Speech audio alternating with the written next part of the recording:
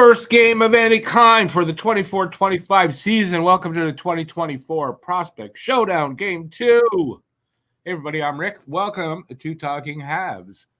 I've got the feed this time. So, yeah, we're going to, well, hopefully you'll find it. I got this off of RDS. Now, I'm going to tell you, I don't know how, because it said I needed a subscription and all that, blah, blah, blah. Midway through the first period yesterday, I tried again and it showed up like, oh. So I kept the link and it's working for today. I wasn't sure. It didn't look like it was going to. I was almost freaking out and I had patience and I made sure I had patience and it works. So I've got the game. Hopefully you have it too. I'm not showing it here, but we will watch it together, hang out and talk about it and enjoy watching these young players. Some of them, not all of them, will be in camp, which opens on Wednesday. So just in 3 days, camp opens. And this is what, the young players, if you're going to get on them, like people are on Reinbacher, like, you know what? This is just to get your legs under you for main camp. And that's where they're really going to make their impressions, are in main camp. So, just enjoy what we saw. We lost yesterday, unfortunately, in a shootout because it went to overtime and a shootout of 4-3 to the Maple Leafs prospects who were playing today. So, not sure why I'm not getting. I got a black screen. Why am I getting a black screen? Anyway, right now it's a black screen. I don't know why. Hopefully that'll change. I've got the audio though, so I don't know. And there's no play-by-play, so if the screen doesn't change, I'm screwed. Anyway, let's do this here, and we'll just hope for the best. And we'll just go from there. If somebody does have a link that's working, let me know. You can type it in, and I'll just type it. You can't. Links won't work in here. But I can still type it in. Anyway, if you do have a link. I haven't been able to find it on YouTube, but I didn't try for a while, so it might be there. Yeah, I just don't know how else we're supposed to get this, This didn't change. I don't know how I got it yesterday. I really don't. I'm going to see. Okay, actually, now I know how I found it. Found it a second time. It's still a black screen, so I wonder if they don't black out the start of the game this way and only on RDS. Yeah, you got to have a subscription for RDS. I'm not paying $20 to get RDS for a game or two. That's just not worth it to me. I'm not doing that. And you have to have a subscription. So, like, I'm registered with them and all that. I thought, but no, I have to have a paid subscription to get it on RDS. But it's being rebroadcast on Canadiens.com. That's where I am now. I'm getting the audio right now, and I got the game yesterday, just it started late. So if that's the same thing here, it's no big deal. I'll miss a little bit of the beginning, but I'll have the rest of the game because I saw I think I saw 2.5 periods. I got it halfway through the first. All right, who's here?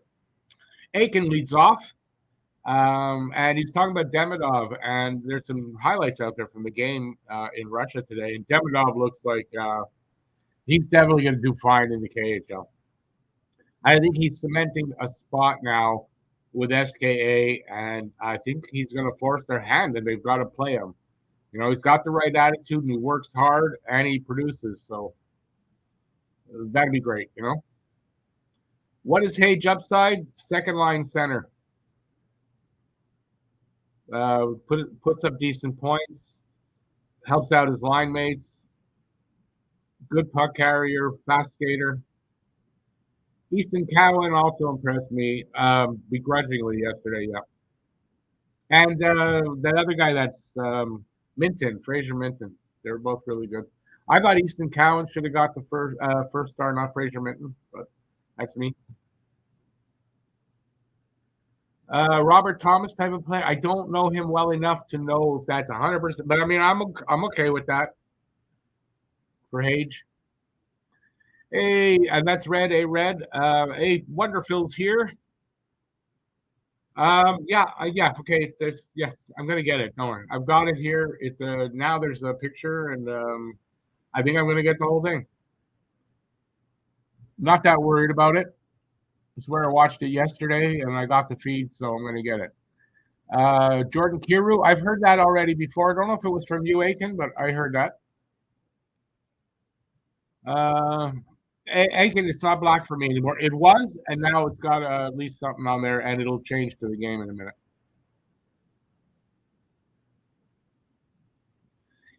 Jason, I think he's going to force his way there because of his play. It seems like he's clicking with Kuznetsov. So I tried to have, well, that's it. This is the Canadiens.com. Yeah.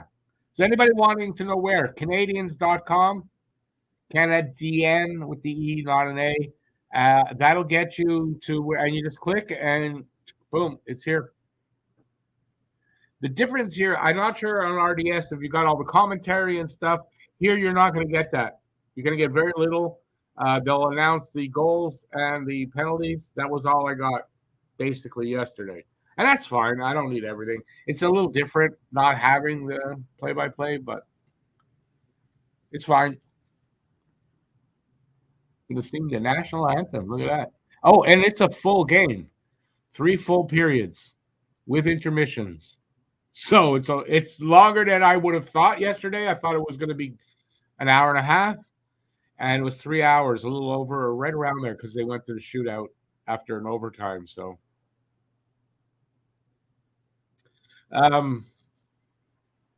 Quebec has a lot of pretty ladies, Phil. Lots of pretty. Yeah, I mean, you're married to one, so yeah. If you like pretty ladies, Quebec and Montreal, great place to go.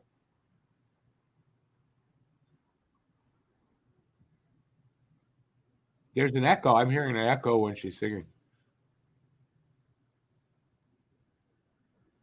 Their power play. You're talking about over it's SKA. Yeah, no, they need this kid, and they put him on the fourth line, not playing him much. He didn't complain. He worked hard. They gave him a shot, and he scored their first goal at home. So, I mean, that tells you something about the kid, and I think he's going to force their hand and have to play him. Phil, you got that right. Right, you got that right.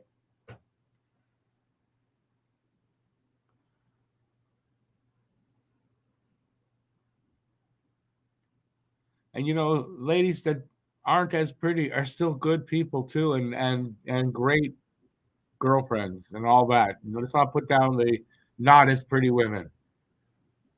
Women are great.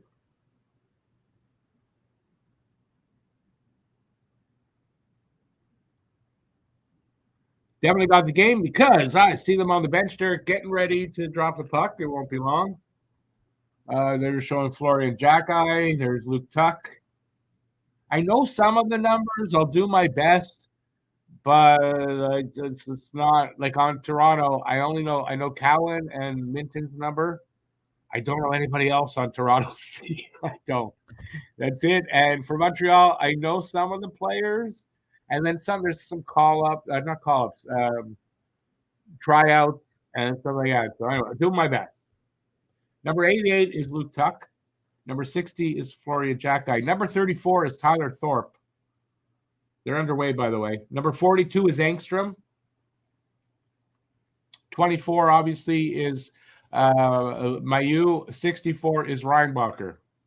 57 is Farrell. These are the ones I know.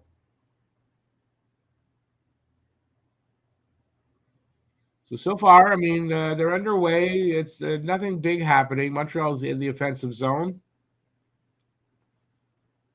Engstrom and Thorpe there. Jackeye on the ice. And Tuck. So Thorpe, Tuck, Jackeye, that's a line. I think Engstrom is with Reinbacher. I'm really rusty on the play, but Hudson's out on the ice. Hudson's got the puck, racing up the ice, over the blue line, over the red line, shoots just to get it in there.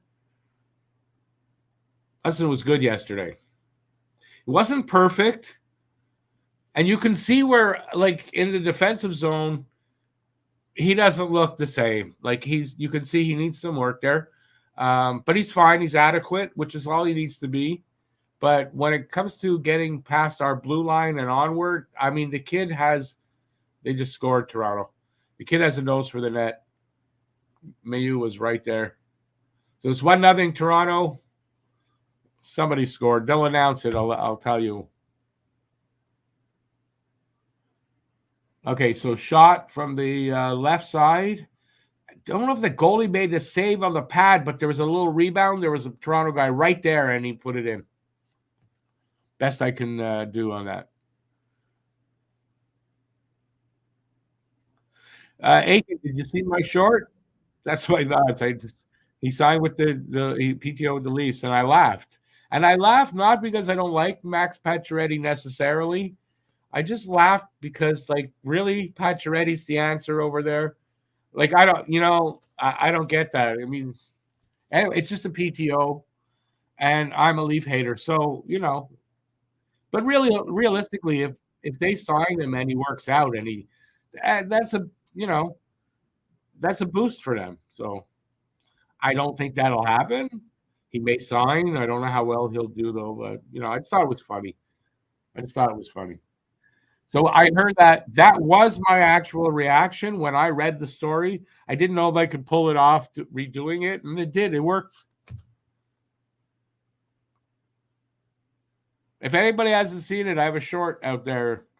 It's only 15 seconds, so it's real quick, and it's just me announcing that Pacioretty's signing with PTO with the Leafs, and I laugh for the rest of the time, and then I say, "Oh my god," and that's it. And it did pretty good. It did better than I thought, like 600 views, somewhere around there. 600 views paid me. I think the Patriot, maybe I made 12 cents on it. Shorts don't pay unless you do hundreds of thousands of views. And I'm not going to get that right now, if ever. Well, that's why I laughed, Aiken, really, right? It's just another one of those signings. Although a PTO, but still, right? And that's why I laughed. Hey, Blended, good to see you out there, man. Really didn't think they were bringing him in to be the answer, just left with depth if they sign him. No, I get it. It's just, as a Habs fan who really doesn't like the Leafs and the rivalry and everything, that was my reaction, so I put it on a short. But like I said, right, if they sign him and he puts up decent numbers and he does decently, that's bonus, right?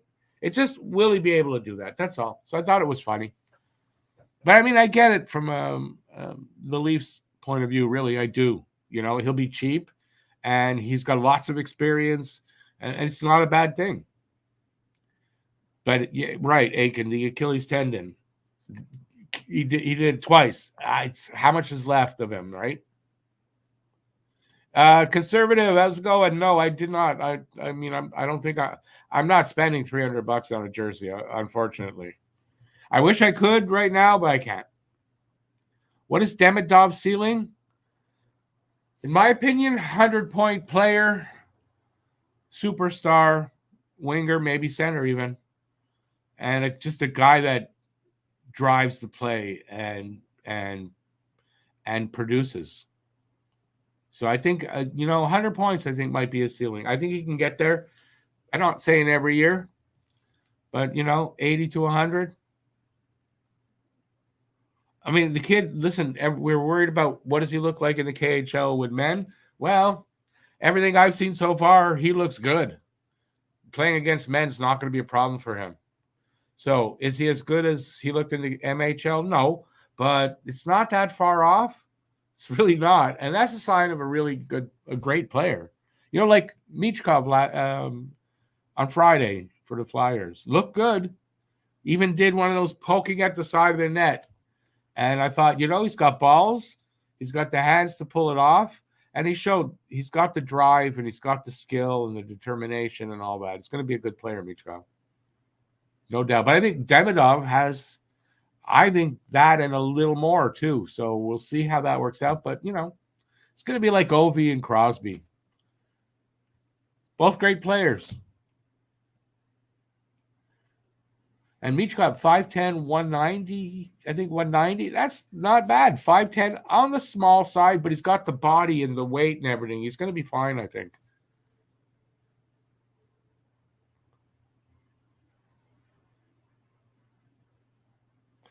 Yeah, I'm getting used to that blended with Domi and Edmondson. Whatever. I wasn't the biggest Pacioretty fan, to be honest with you. Very, very streaky guy, too. And yes, we can't hate him because we did get Nick Suzuki in the trade to Vegas. And gotta love that. And what the draft pick, didn't it lead to somebody, maybe Hudson?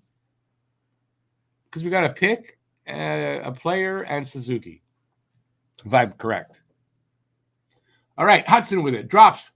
Farrell with a shot. And just like right on pretty much the logo, saved by the goalie. But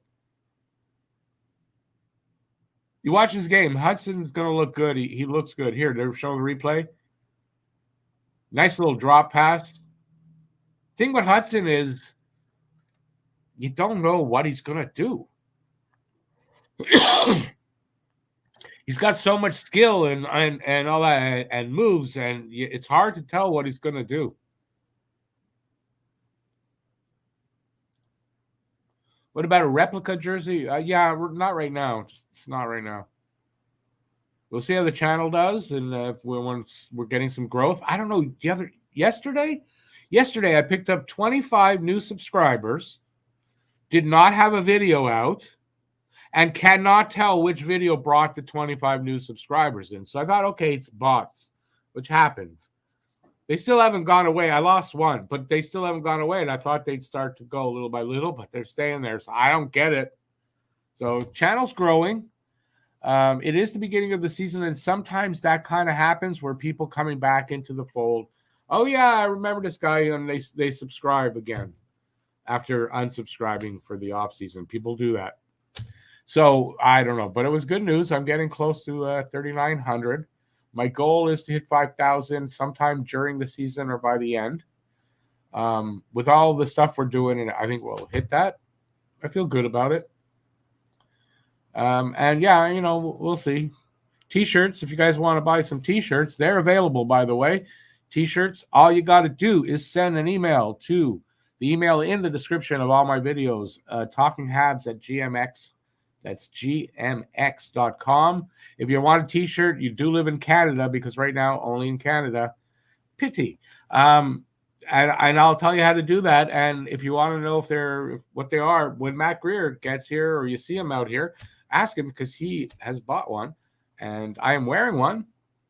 Now, mine, you can see mine I wash a lot because I wear it a lot. I don't imagine people who are buying them are going to wear them as much as I wear these. But they've gone through a lot of washes, and they're still really comfortable and soft. I noticed just a little wear and tear on the logo, a little bit, but that's it. And I seriously have washed this a lot. It's not like I wear it for weeks before I wash it. So, because I like to wear, when I put them on for a show, I like to wear them for a while, and then the odd time I'll take them on and off, but not often. Anyways, they're available. They come in this on the wall back there, and then there's the other logo, which I gotta find a place for it. So it's the other logo with the other design in the center. Just let me know.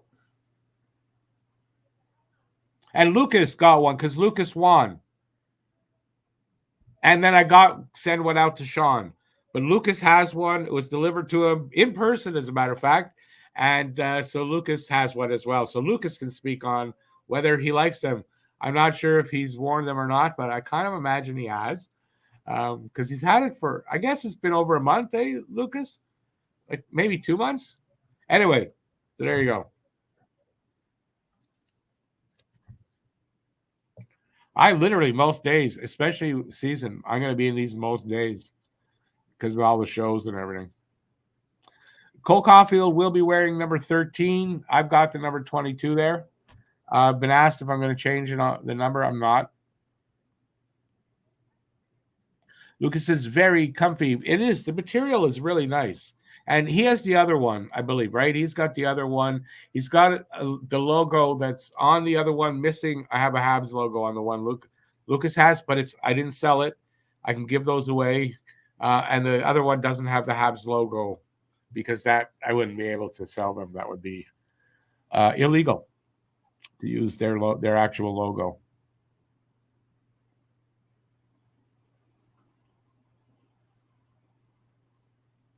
Engstrom looks solid. I thought he was good in yesterday. Made a couple of errors, I think, in the defensive zone. But I mean, like I said, in this game, it's more about getting their feet under them for the main camp and maybe trying to impress the coaches. Yes, but I think it's more about getting your game together so that you do look good in camp, or you can give everything, give it your best shot like that. I think that's what it's about. And also, without a doubt, it's about the fans and giving them something, and making a big day here for the Habs anyway, right? The weekend afternoon games, lots of kids there. They're growing their fan base by doing this at a great time when there's players here and Demidov coming, and like even my kids, they like Montreal, but they don't really follow hockey a lot. But that playoff run we did in 21, they were into it. So I believe when this team is ready to contend, even my kids will be watching. And that says something because, man, I could never get them really into watching hockey with me. I don't know why. All right, we're underway again. I'm sorry, I'm talking a lot and not following, but we got a long afternoon. I'm sure at some point I'm going to get tired of talking. Phil, lots of fair weather fans, but with these young kids, the talent, and what I think the future is going to be, you're going to turn a lot of those fair weather fans into real fans because they're going to be good and consistently good for a while, right? So that's my belief.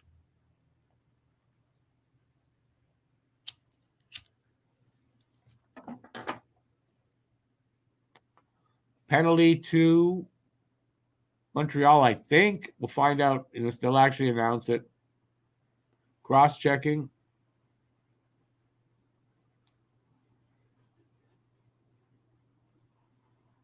No, Toronto. So we're going to see Montreal's power play. Parsons. Oh, yeah, this guy's like he's a goon. I noticed yesterday, all the little scraps and everything, he was involved. This 87 Parsons, he was involved in everything. So he's one of Toronto goons.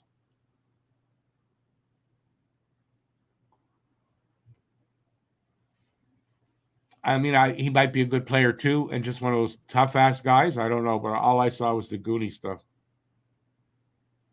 Good chance there by Mayu. Puck comes out, though. Hudson retrieves it. Hudson is quarterbacking this power play, the first unit.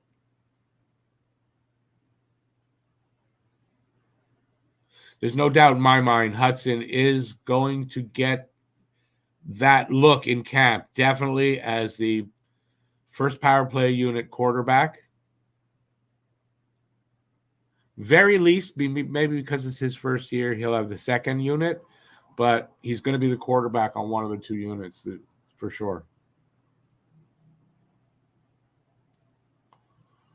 And I haven't seen anything to say that, he's not really ready yet. I think he's ready. And if not, he'll go to the AHL, and he's fine with it. I don't think he wants to go to the AHL, but I don't think he's either going to say no. And I think his mom came to stay with him for the first little while, which is, I think, great. I know it's whatever, but he's only like Hudson is what, 20, something like that. So, yeah, it's pretty good. So different without play-by-play for me. All right, here comes Montreal over the red line. All five over the blue line, and Toronto sends them back. Guy comes in, gets a shot, but it's wide. Montreal picks it up. And can't do anything with it. Comes back the other way.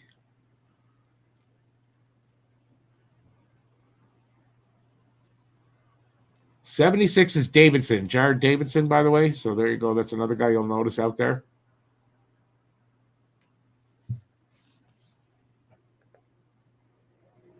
It's Mayu. Yeah. It's from his mouth. I saw him in an interview. It's Mayu.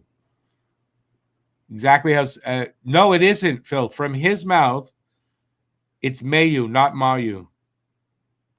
So now that may be Mayu may be how French people do pronounce that, but don't forget was raised in Ontario, I believe, right? So the way he pronounces it there from growing up is Mayu. So even if it's wrong, that's how he says it's pronounced. So I'm saying Mayu. That's the reason why, if you're wondering. I don't care how anybody really pronounces. Say Mayu, Mayu, Mayu. I don't care. I'm just doing it for that reason. It's a silent X. I'm not saying Mayukes. You hear the X in it? I've been raised in Quebec. I know how to say that. Come on. Don't be one of those guys, because I had it out with a couple people like that from the channel. And I know Phil's probably just trying to do that for fun because he doesn't forget shit. We're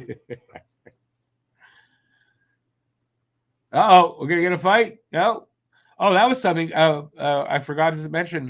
Jack Eye, I didn't see it because it happened right at the beginning of the game yesterday, but he had a fight right away, like right off the bat with 87, I think. Did he win? I believe so.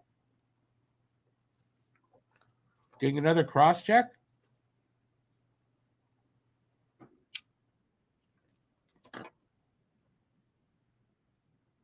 But okay, Phil, it may be how you pronounce that though, by like Caillou. I hate Caillou.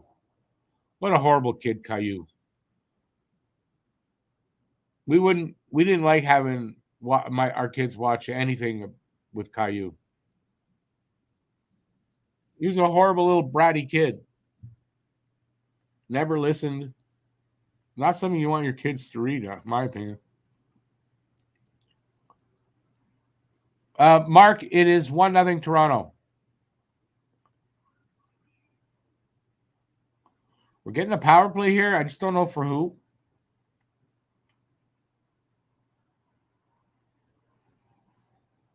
I like her hat for some reason. Was different.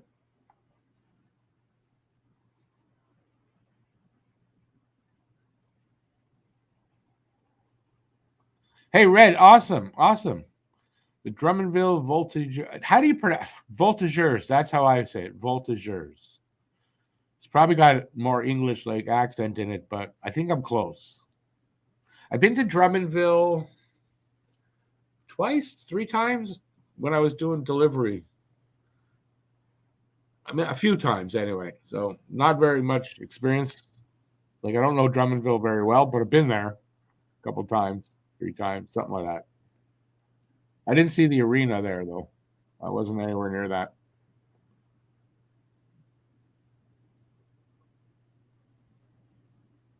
There are some empty seats there. I'm surprised, or they're out getting stuff to eat and drink. I don't know.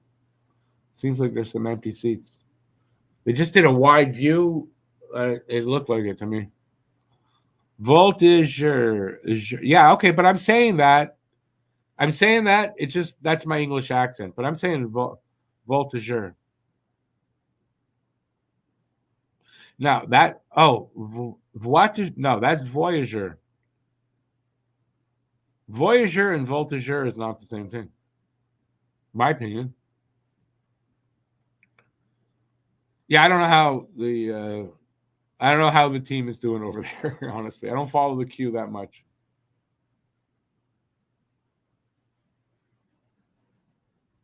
I think the only Q game I ever saw was way back in the day because Pat LaFontaine was a 16-year-old in this All-Star game, but I saw the QMJHL All-Star game in Verdun back in the day, like 80s. I just don't know what year exactly. Probably very early 80s. That's it. I never seen another Q game.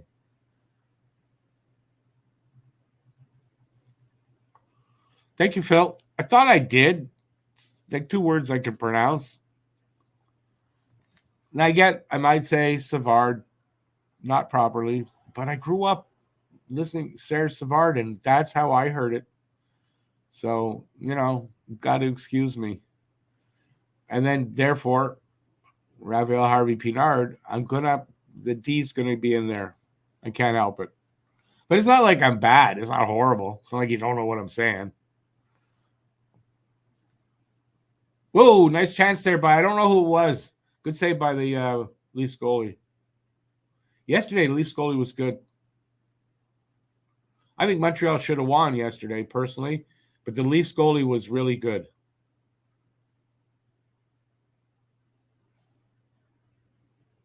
And I don't think that's biased in saying that.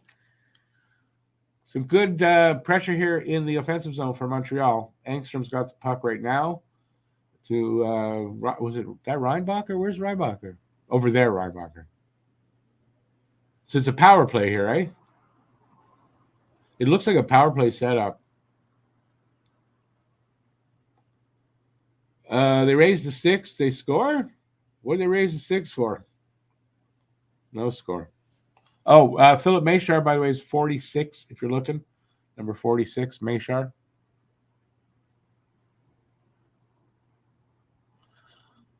Well, Phil, I only say you may be a little delusional, and your wife should, give you a checkup if you think he's going to be getting 80 points. I think their offense their offense might not be as strong as you think this year. Personally, that's what I'm hearing. I don't know this from, I know everything about that team. That's what I've read. So take it for what that's worth. But you're always going to be Jarman Drew on Super MVP, and I get it. He's a player you like. We all have those guys. They don't have to be the best. We just like them. You read an article, we gave him 75 points. You know what? All the best to him, right? It would be great to see him one day get the points that he should get. He just tends to get stuck in the 50s. We'll see. I think at his age and how many years he's playing, he is what he is. But it doesn't mean he can't have a career year and then do that. So we'll see.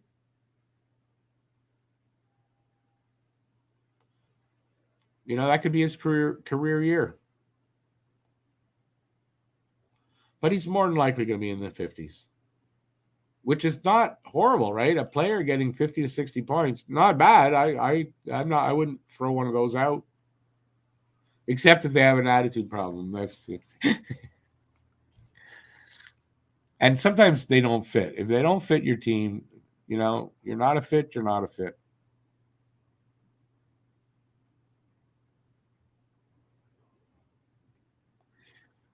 I don't know how old Drouin is right now. I know he's not super old, so yeah, he has the time to have a career year and live up to that hype for at least the season. We'll see from there, but it hasn't happened yet.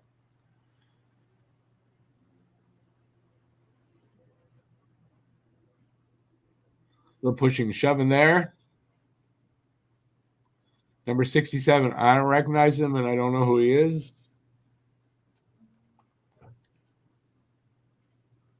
Oh, Charbonneau. Oh, that's Emmanuelson Charbonneau.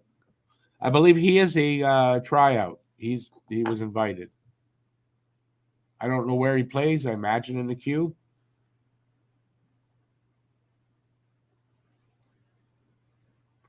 I think that's how Arbor got his shot, by being an invitee, and it's how he became a Hab. So just because they're an invitee doesn't mean they're no good.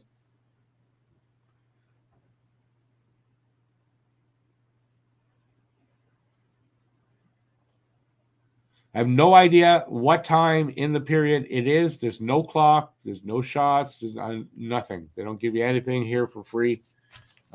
Imagine if you're paying on RDS, you get that. Just getting the basic feed. And they announce penalties and goals.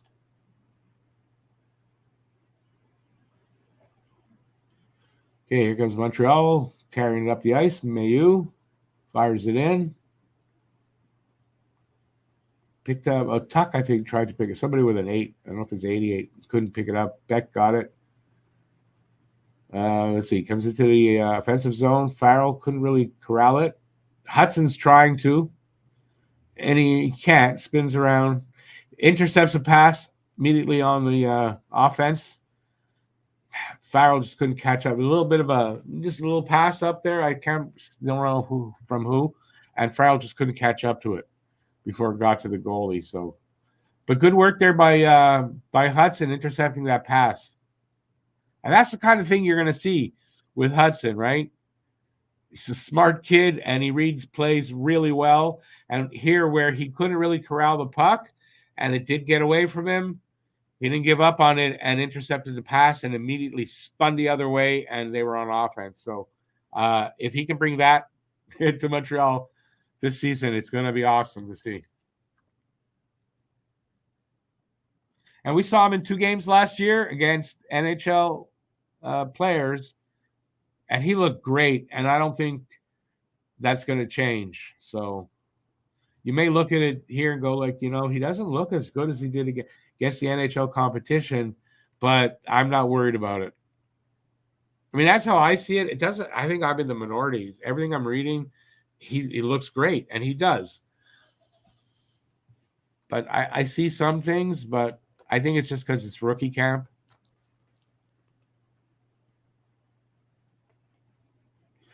Aiken, I'm getting this on RDS. I am. It's just where you could. I can't explain it. There's 2 different ways. If you go on RDS, you're going to get where you got to pay for it. If you go on the habscanadiens.com site, you're going to get this feed that I've got. So I think there's 2 different feeds. You go on RDS, you're getting more because you're getting probably play-by-play and all that. But we're not getting that here. That's all. I'll take it for free, no problem. Especially what do I need RDS for? I don't watch RDS. I know there's shows there that are very popular and all that, but I'm not going to understand them if I watch them. I'll understand a little bit, but not enough to pay to watch RDS stuff. So no.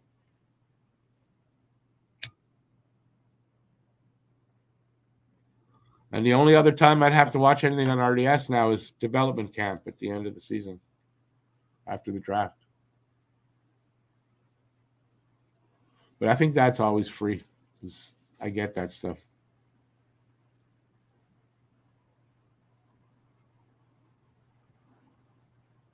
My take is we're somewhere around the 15-minute mark. I can't tell for sure, but I think somewhere around the 15-minute mark. They'll announce when it's the last minute anyway of the period. So get that.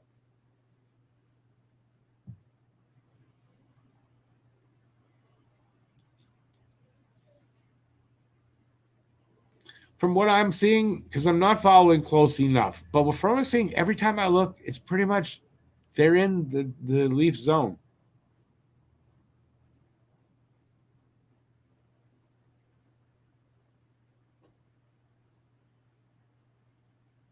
Leafs just broke in there behind the net now.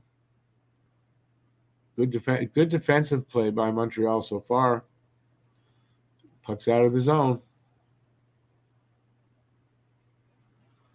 So it doesn't seem like Toronto's able to hold the zone long, where Montreal is able to put some zone time in, from what I'm seeing.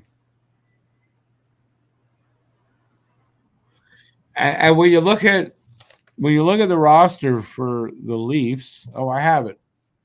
There's only 2 names that jump out to me, and that's Minton and Cowan. If I can get there it is. So here's the roster for the Leafs. And you read it, you got Minton there, Cowan, and I'm looking. I know Danford, heard of him. He's injured, though. Niemela, I've heard of, so okay. Hildeby, the goalie. And to me, that's it. So they're not names I know. I don't know. I don't think they're top draft picks because the Leafs have had high. like late round picks, if they've even had a pick there. So I was surprised that Montreal didn't handle them yesterday. Looks like they are today, though, so far, even though their Leafs are up by 1. Only first period. Lots of hockey to play. Lots of hockey left. So first time this season, I'm saying that. End up saying that a lot during the season. Minton there with the puck. He whiffs on a shot. Gets it back, though. And Habs clear it, but there's a whistle, so we got either a player down or there's a penalty. Yeah, cross-check penalty coming to Montreal.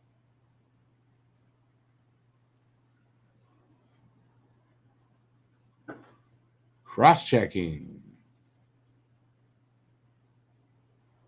Davidson's going out. That's dangerous because he kind of cross-checked him into the post.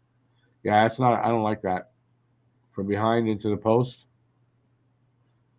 Montreal on the PK, Toronto on the power play. They got 2 power play goals yesterday, and I don't know if that first one was a power play goal or not. So I have not got the answer for you for that, guys.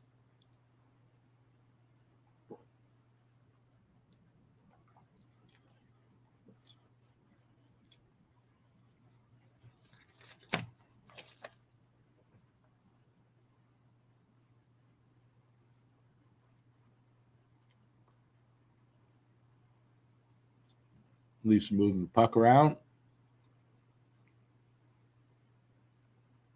Cowan with it to Minton, to Cowan. Cowan's got in the corner up to the point. To Minton on the side. Back down to Cowan. Cowan comes up to the top of the circle, fires across. No, passes across to I don't know who, to the other circle, and shot, and goalie makes a good save.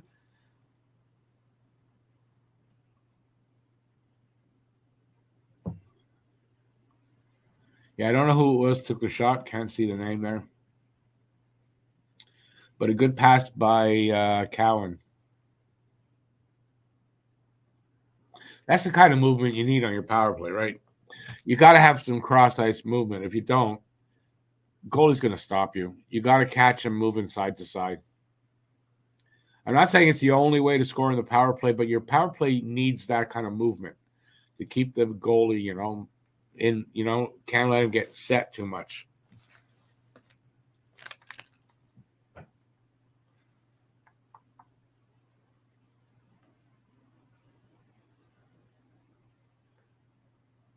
Ooh, good interception there. I don't know who it was.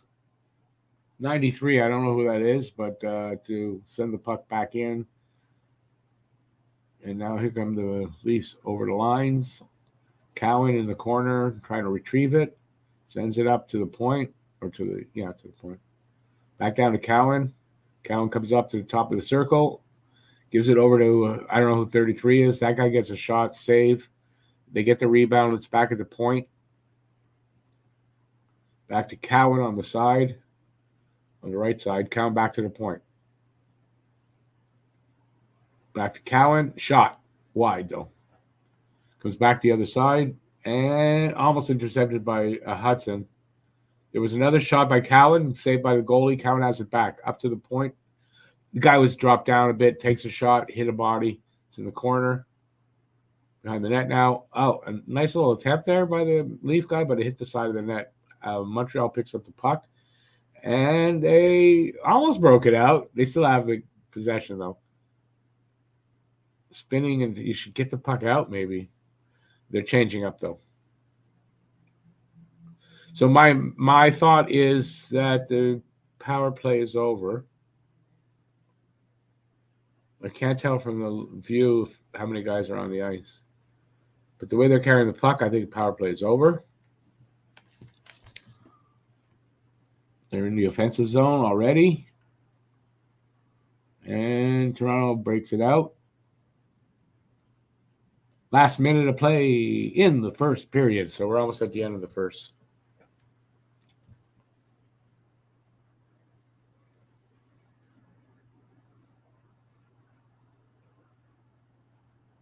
With some play-by-play, like for me, okay, I guess if I could do play-by-play really well, I could have made this more exciting for you guys. But for me, like play-by-play makes it a lot more exciting. And you know what? Sorry, everybody. I've been stuck on the other side here and didn't see your comments because I'm an idiot. Let's see what I missed. Mayu may need some more. He may, but I don't know. A lot of people think he'll make it out of camp, but I think you're right. But Struble, remember, and Mayu have the waiver exemptions, so they can move up and down. But I think you're right. That's how I kind of think it'll be. But if Mayu wows them in camp, he's making it out of camp. Do I think Logan Sawyer is going to be good? I know they think really highly of him. He's not here because he's going to college, so he can't be here. Somebody else also, Hage, can't be here because of that. But they think really highly of him. If you watch that thing they had out not too long ago, and it's available, I believe, on their channel on YouTube, they talk really highly of Logan Sawyer. Hudson with Savard. Yeah, I think Hudson and Savard go well together. From Hudson's mouth, he gives him a lot of advice on the ice too, and helps him out a lot. So I think in his first blush, I guess, with a full season, because we don't know how long Savard will be here at this point, I think that's the pairing, second pairing. Yeah, Koivu doing well in Finland. Atos, yeah. From what I hear, he's improved already.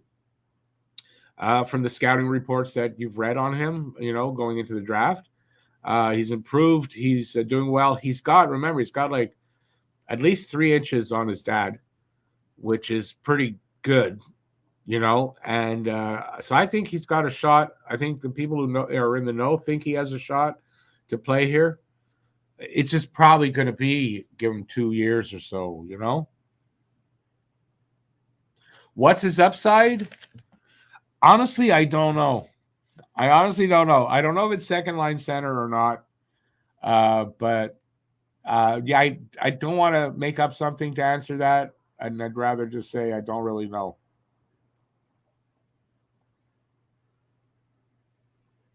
Yeah, I don't think it's fourth line. I was going to say probably third line center or winger.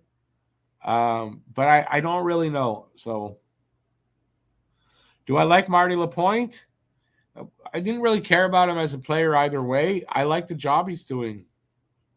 I like the job he's doing as head of scouting, 100%.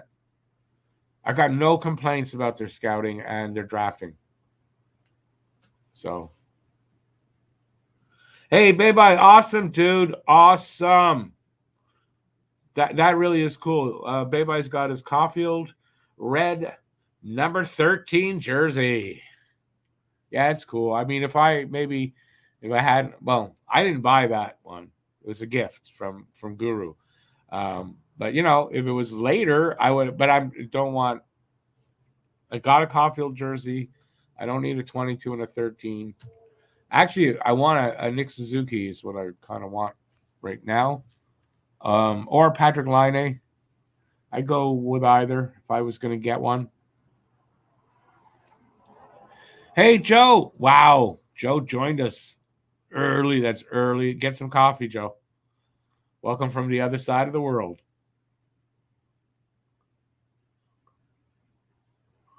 I wonder, are you able to get the game like I am? You might, I imagine you are, or on YouTube. So far, so good. The first period, while I didn't watch it as close as I would have if I was sitting here by myself, I thought Montreal was the better team because I noticed they were in the offensive zone way more than Toronto was, in my opinion. What is the consensus from everybody out there on what I just said? Right? It seemed like Montreal was in the offensive zone way longer than Toronto, unless Toronto had a power play, and then they were in, So that's my observation.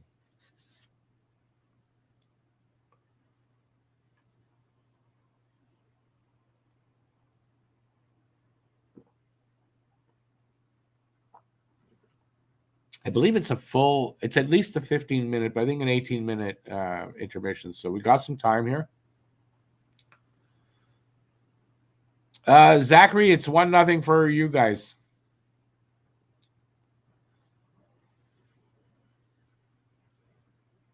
Watching the game, just Joe says, watching the game on her tablet, on the couch with Vegemite on toast and a cup of tea.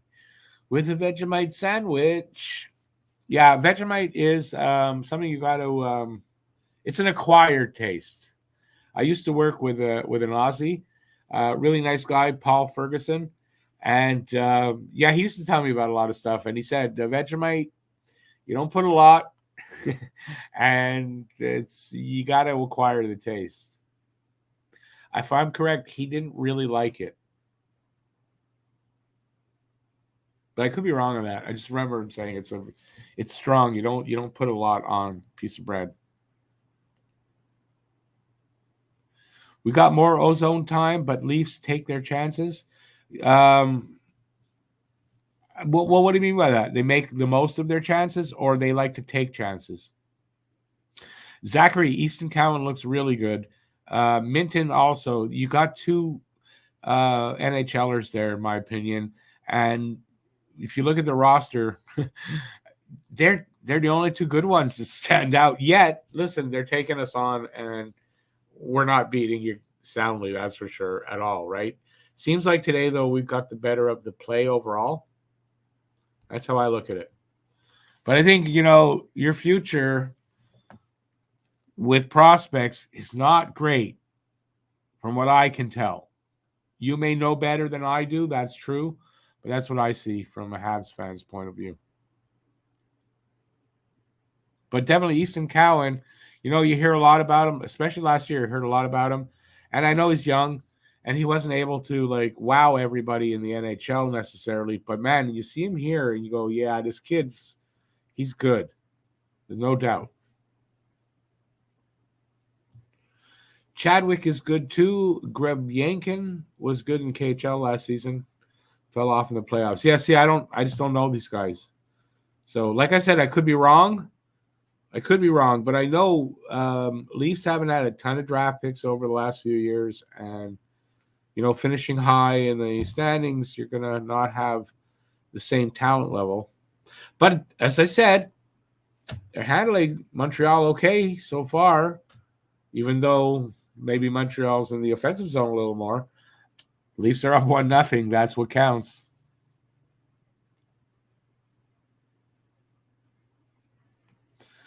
Vegemite spread thinly on a toasted cheese sandwich. Yeah, very thinly from what I understand. Sort of like just a little long, then you spread that out. And that's it. But again, an acquired taste. I think you know what though? Paul had gotten some. I think he went back to Australia on vacation, came back, brought some, if I'm correct. And I think and I didn't like it. If I'm correct, and I'm getting old. I don't know if that's 30 years ago. I don't know if that's true or not. Yeah, I think that talking about it, that I think I remember that. Aiken says Cowan's not a blue chip guy. Yeah, I don't know. I mean, at his age and everything, I don't know. He may surprise everybody at some point and be better than you think.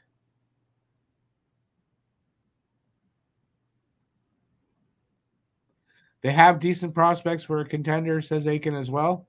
Yeah, I guess. I don't know. I mean, they're. If they want to keep any kind of a run going once those big guys leave, or in hopes to fill in with cheap young talent that's good, then yeah, they better have some good prospects. Zachary, opening night is going to be a blast. Opening night against Toronto in Montreal, and that is going to be fun as we kick some Toronto butt. Yeah, I just, I'm probably biased, and that's fine. But I feel Montreal will win that game. And then I go on the limb and say, because I said this to the Boston guys, that the next night in Boston, we're going to beat them too.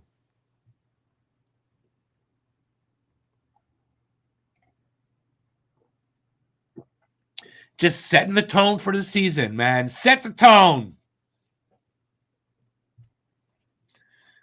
Give your balls a tug and set the tone. I don't know how far in we are to the start of the second period, but it's coming up soon, I'm sure. I think I'm a little biased there. I'll admit to it, probably a little bit, to be that confident in the fact that we're going to beat you guys on. But that's fine. That's a rivalry thing, and I have no problem with it. Just as if you would say the same thing here right now, and I'd be fine with that, because why not? You're a fan. I'm a fan of the Habs. That's how you should be. So, yeah. And if anybody's wondering, if you're new, Zachary's a Leafs fan. He's been around a long time here, and he's great. So, not a crazy Leaf fan. Don't come down on him. I don't feel I have to say that too much anymore, because Zachary's been around for a while. So, but just to be safe. On the game at present, the defense looks good. Forward need a bit more work. I think you might be right there. And I think, though, with the forwards, it's probably a little bit of they're just thrown together. And so they don't all know each other and all that. But I agree, the defense does look pretty good. Better in this game than yesterday. But definitely it's got to be defenses getting the puck out, right? Leafs are bringing it in. They may get a chance, maybe two, and then they get the puck out. Whereas on the other side, Habs are able to keep the puck in for longer. George O'Reilly. Hey, man, haven't seen you in a bit. Good to see you out there. Score is 1-0 Toronto. Is it a good game? Yeah, I think Montreal's the better team, even though it doesn't show on the scoreboard. And there's still 2 periods to play. And remember, yesterday, Montreal tied it up really late in the game to go to overtime. So this game's not over yet. The thing I like about Montreal is that extra effort, that character kind of stuff that we're seeing with the guys on the big club. Well, these drafted kids that are new, well, they drafted them knowing whether or not they have that character, and they believe that they did, and it shows.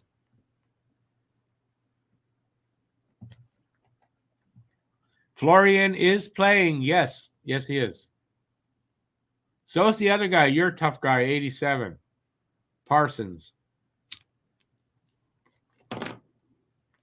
I don't know anything about the guy, but I just know that yesterday he was involved in all the pushing, shoving, all that kind of stuff with Parsons, and I think that's who Jack I fought. I think. I might have been wrong on that, but because I didn't see it. I didn't get the game till mid-first period. Meshar has to add consistency to his game. Good signs in this period after a poor first game. I'll agree with you there, Aiken. I was disappointed in Meshar in game 1. He had the speed and all that. There was just something not there. So, but it's game 1, right, of the year. Hasn't played that much. Definitely not competitive like this against a team in a while. There's some rust there. It's more what he's going to look like in camp that I'm really worried about, but I was a little disappointed yesterday in Meshar. That stood out to me. Have the Habs killed a penalty? Yeah. Last game, 2 power play goals for Toronto, and I think 1 here. 1 here for sure. Habs took 1 penalty for sure.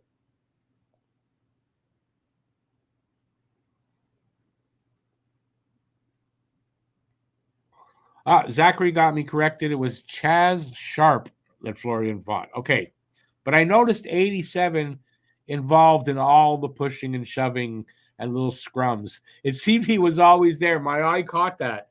And I had tabbed him as like he's one of the tough guys. And I said earlier, though, he may have skill and all that. I just noticed him for being in all those situations that the tempers were up. Hey, Aki, thank you, Aki. I appreciate that. Aki with the dono. Show some love. hit that thumbs up. Hey, you got to listen to Aki. You got to, because listen, she paid to get up there and tell you guys that. So thanks, Aki. Appreciate it. And like I said, now that, donos are starting to come in, we'll get the giveaways going again. So it's the reason they kind of stopped is that donos stopped because the excitement in the team stopped. And I get it. I think that excitement is there this year. And we'll get back to that, how it used to be. And I think, it'll all be fine. But thank you. Appreciate it, Aki. George believes the Leafs had 3 power play. They could have. They were good on the power play. I thought Montreal's PK was not very good yesterday. Florian is tough as hell. I'm not worried about Florian. And I can just, can you imagine when we got Florian and Arbor in the lineup? The sheriff and his deputy. Going to be awesome. And at this point, I don't really doubt whether Florian's going to make it or not. He's going to make it. He'll be a 4th liner probably, and a guy that can contribute on the 4th line physically and scoring-wise.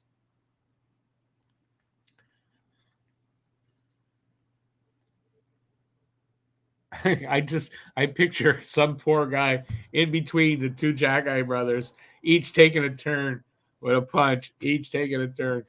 I just picture that. It wouldn't happen because they'd both be thrown out.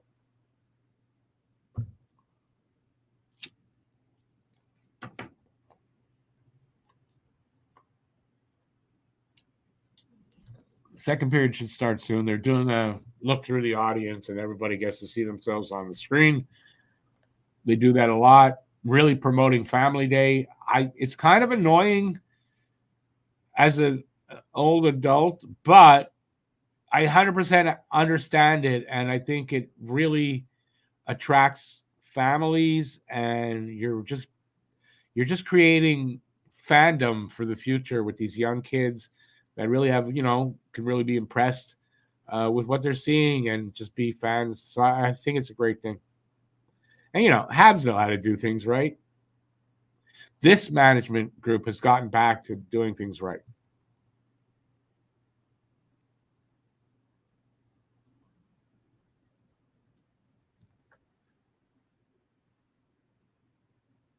Florian was really good, and especially last season. Florian was really good last season. Like, he took a step forward, and he's capable. This is what he's capable of, right? He's capable of stepping up into the situation to move up in the hierarchy, right? So a guy like that is very reminiscent of a Brendan Gallagher, who there's a video of him talking to these kids prospect. And I think he's a future coach. And, explaining that was his situation. There were guys that were better than him, lots of guys, and he had to work his ass off and be focused and dedicated, and he moved up. And and I think that's a guy like Jackeye. And then having his brother here, even more motivation for this kid, right? To be the player that he can be, literally, right? Be all that you can be, and then have to go to the Army to do it.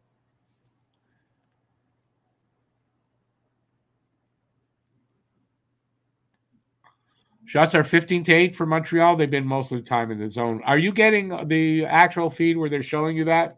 Because I'm not getting that. I'm getting the free feed. They're not showing any of that. So I have no idea shots. I have no idea the time. All I know is the score because I keep it in my head. So if I see goal, right, but they're not showing that. They're just announcing the goals and the penalties. That's it. And last minute of play.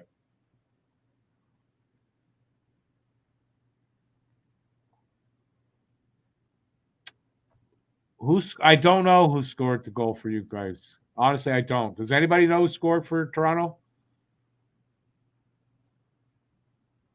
I did see it. I think, is it possible number 33? Something like that? 36? Something like that. I know this. It's one of the guys on the roster today.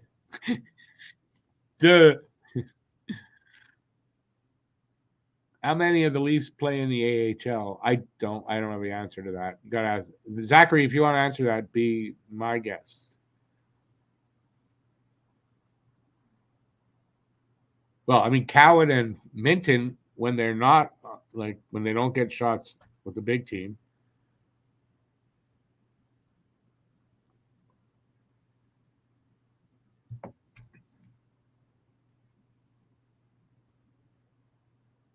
Oh, just go to Canadiens.com, Canadien.com. You're going to get the game there. There's a link. That's where I'm watching it. It's free to everybody. Head over there. And good to see you out there, Celine. Celine Angelil. I like the name. I get it. I get what you did there. Can you sing for us at all or no?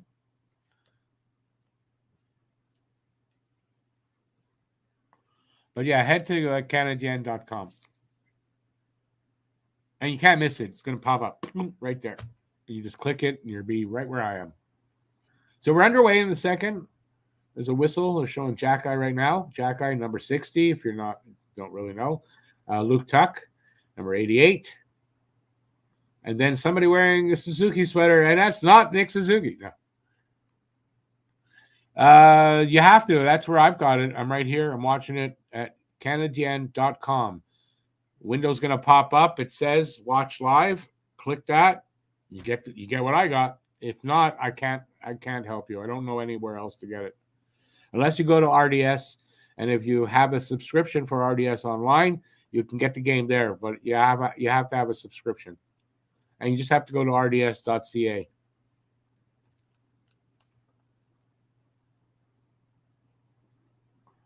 All right, we're getting a face-off at center ice. I don't know why it's center ice, to be honest with you. There was no goal scored, right? No goal scored. Did I miss a goal? Anyway, won by Toronto.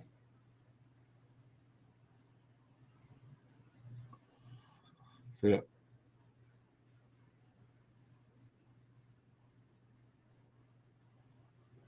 Oh, yeah, they scored a second goal, so it's 2-0 Toronto. The first guy, I don't know the name, assisted by Minton and number 47. I don't know. I think it was number 33, they said. Grabarenko, something like that. Two-zip. You know what? Doesn't matter. Montreal could lose this game. Not going to bother me, right? It's a meaningless game as far as who wins and loses. It's just a little evaluation for Montreal. Plus, it's just to get their legs going for camp, right? But it's a bit of an evaluation for I think Jamie on our Flyers podcast.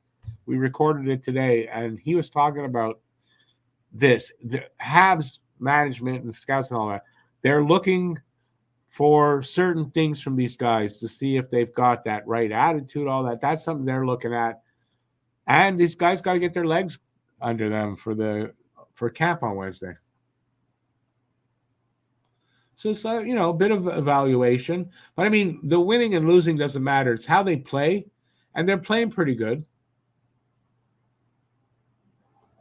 It looks like Toronto might be a little more like, hey, we're going to stay in the offensive zone a little more this period.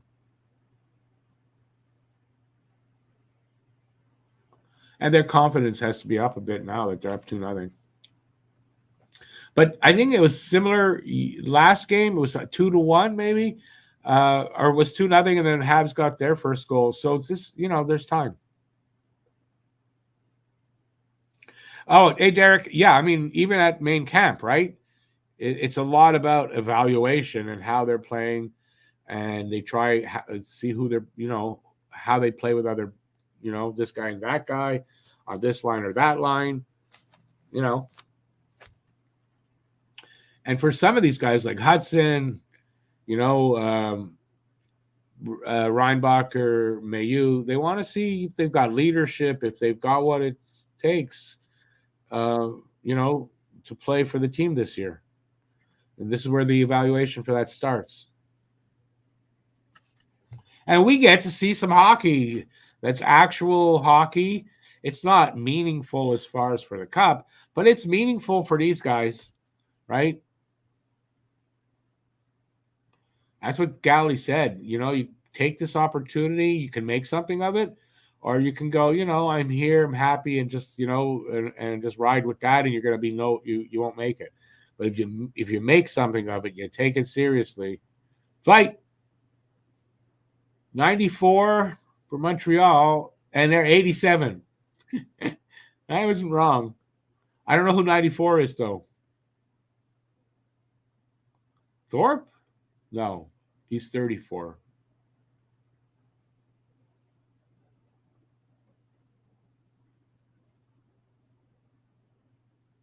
Man, show his freaking back. Show his back. Nyhoff. I think he's a guy that was invited to this, but still a little fight there. And of course, 87, like I said, involved in everything.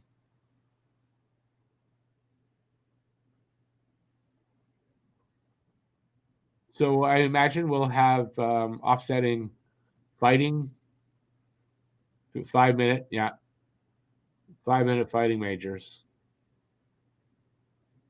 But they're offsetting, so we'll have 5-on-5 hockey. This is great. I missed this. It's been a while since I did a game. I was nervous, but man, it's good to have hockey back, and it makes me really looking forward to the season coming up and all the games and all the work and getting back to a kind of strict schedule.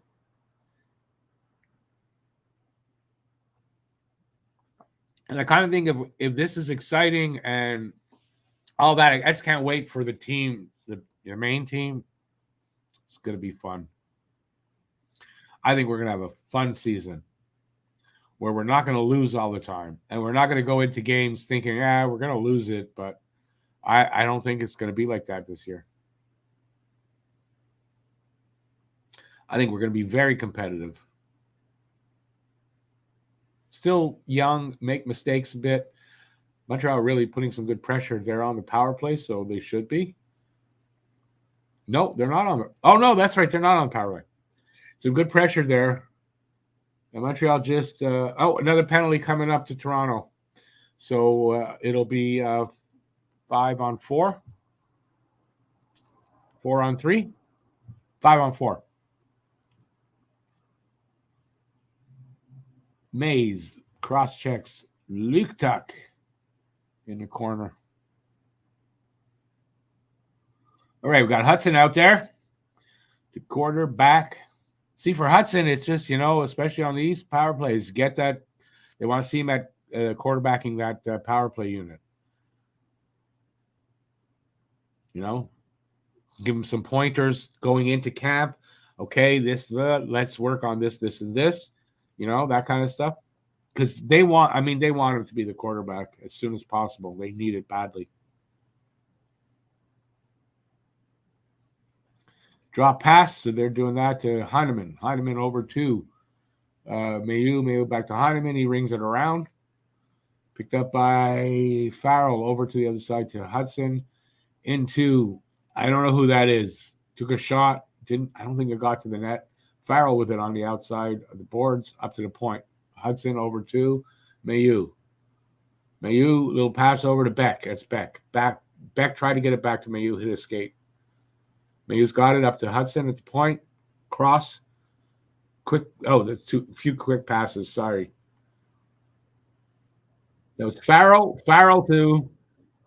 They just scored. I don't know who. Farrell to somebody, and they put it in. I got to see it on the replay. So Montreal gets back. This is just like last game. Yesterday, it was 2-0, and it's 2-1. And that's where I came in. I came in when they got their first goal, just before I came in. So it was very similar to yesterday, but it was first period. So there was a difference. And I missed it. Shit, I missed it. They're going to announce it. I'll tell you who it was. If you didn't catch it, they're going to announce it.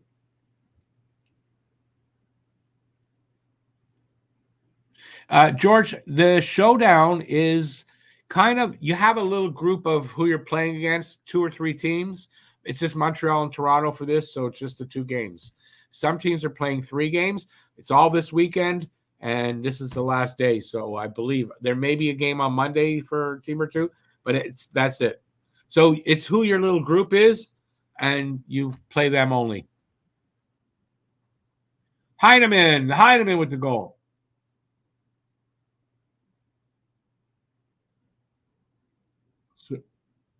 So Heineman from Mayu and from Hudson.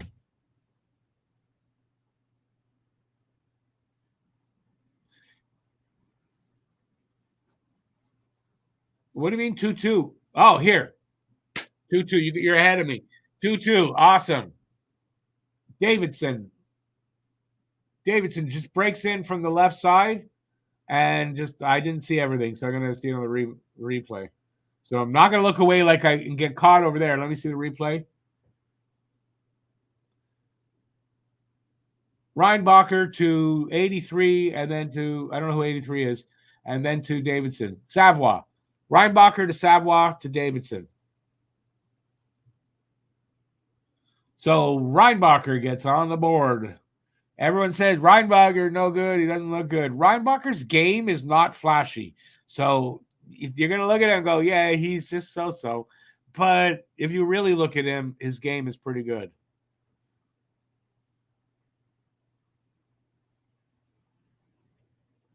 So like I said, this game wasn't over. I was right.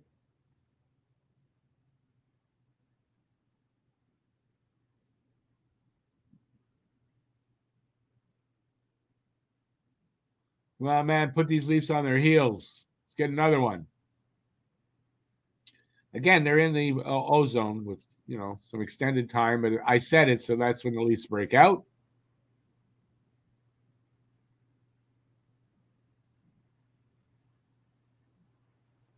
Here come the Habs. 93, his pass over hit the skate. They ring it around, picked up by a Leaf. He drops it back, of all things. And they do break it out. Sent right back the other way. And we may get an icing. Yeah, an icing call against Montreal.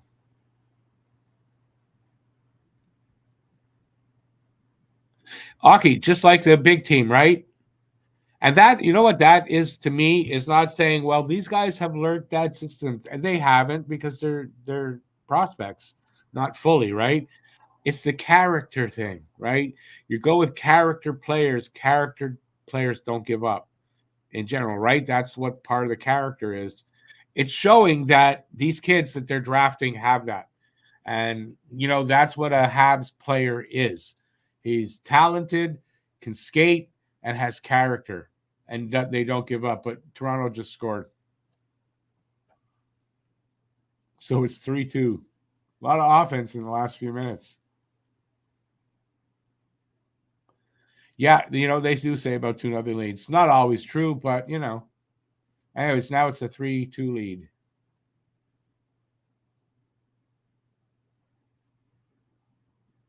I looked away from the replay, so I have no idea who did what. They'll announce it. Face off at center ice.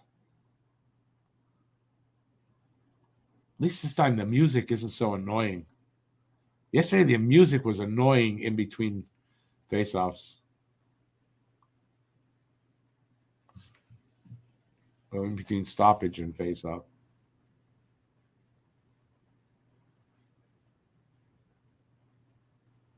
Sam McHugh.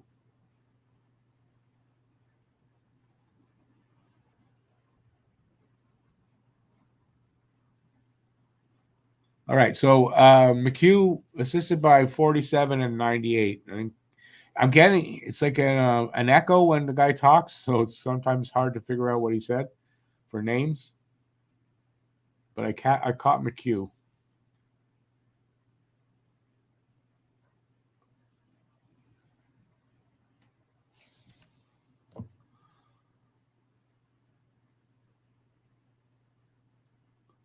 Come on, boys, let's go tie this one up again. Would be odd if it ended up 3-3 and into overtime. But, I mean, the They didn't tie it up till late in the third to get to 3-3. Here we're at 3-2 already, so I have a feeling this will be a little higher scoring.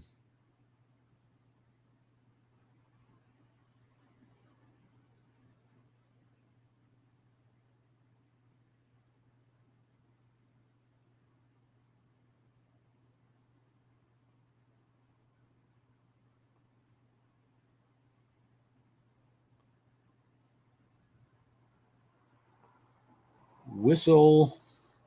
I'm not sure why. It seems as soon as the freaking that was probably icing, but as soon as the goalie touches the puck, they whistle it down. And I thought there was a couple of times the Montreal goalie, he made a save, but immediately threw the puck over to the side, and it was good, but they had whistled it, and the whistle seemed to me to happen just as the puck got into the goalie's glove, like immediately, and that's not right. You got to wait a second or two to see if he freezes the puck, because they're allowed to throw it off to the side if they, and it would have worked because there was a Hab there, and he would have carried it up the ice, but the whistle had gone. So I thought that was a little wrong. Imagine the refs are also a little rusty, and who knows who these shitty refs they're using here are anyway.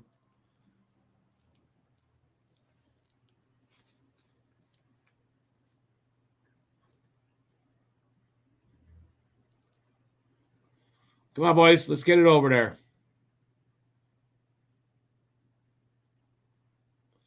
Oh, nice bad angle shot, but save. I don't think the goalie made a save there, the Leafs goalie. It just hit him on the pad because he was still standing up.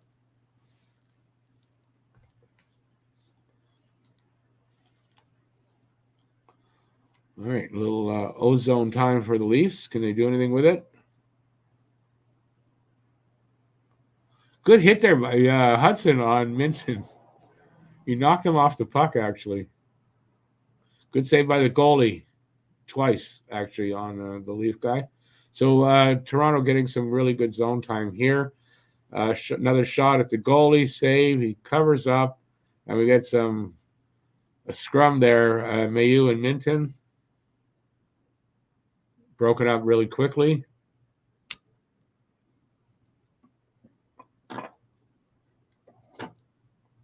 This is fun on a Sunday afternoon, early fall, actually. And in my day, they just didn't do any of this. None of this happened. So this is really cool. In my day, they used to have to get the players out of the caves to get them ready. But seriously, though, in my day, at this time of the year, players, a lot of them were still fat, and they had to use training camp to get in shape again. And that doesn't happen anymore.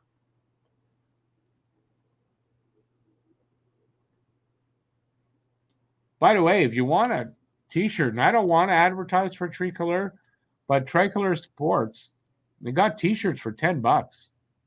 They got some good prices on some Habs gear. If you want, head over there. It's not that I'm advertising for them, but I know how nice it is to have the Habs gear. It's good price. So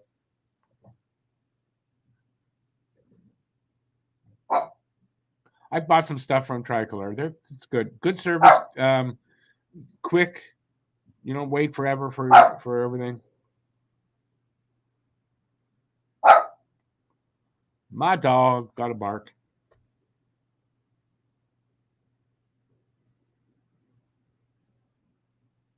They're giving away T-shirts, with the gun. That's what they're doing right now.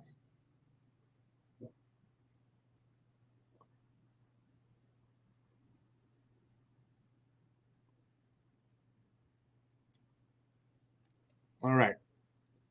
We're going to have a face-off.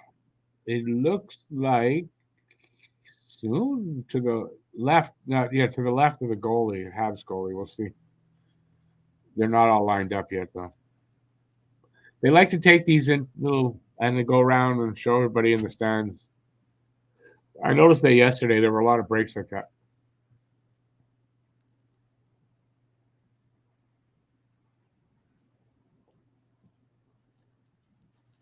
Time for the crazy train. Okay, face off. Won by Montreal. Just. They break it out. You almost lost it there into the corner.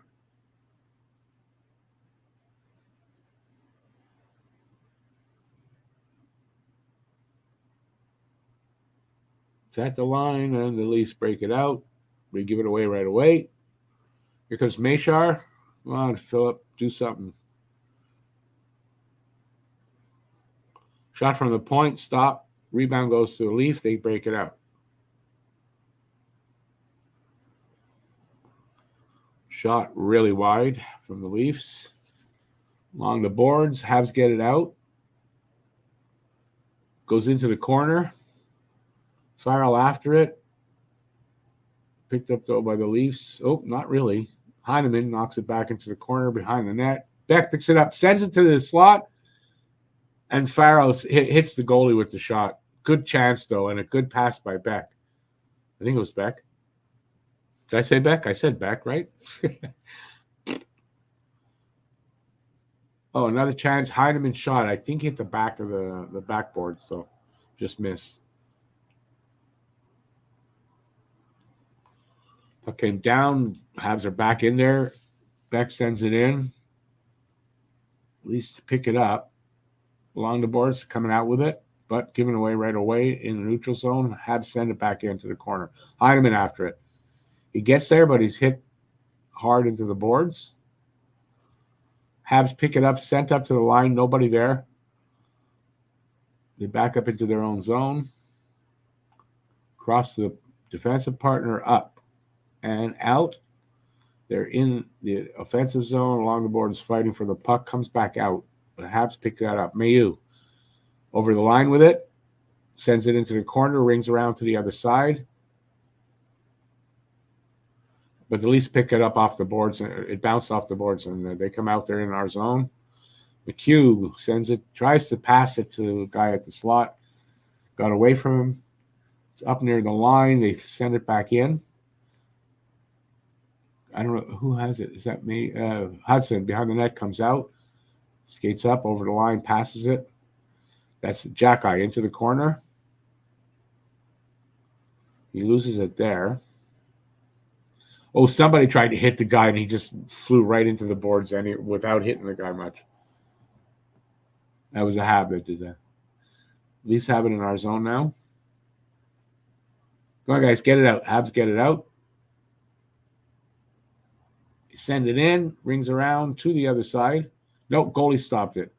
He tries to set it up along the boards, gave it away, and then the cross-ice pass was given away. Leafs get it out into our zone. Is that Cowan? Taken away by Hab, sent to the other side. A little quick pass off of Thorpe's leg, though, and comes out, though. 94 is after it in the corner. Trying to fight for it. Pops out. Leafs come out behind their net with it. Cowan up through center ice. Over our line. Tries to take a shot, and I think Engstrom got his stick on it a little bit, and he couldn't. Good job there by Engstrom defending on Cowan. He just took him right out of the play.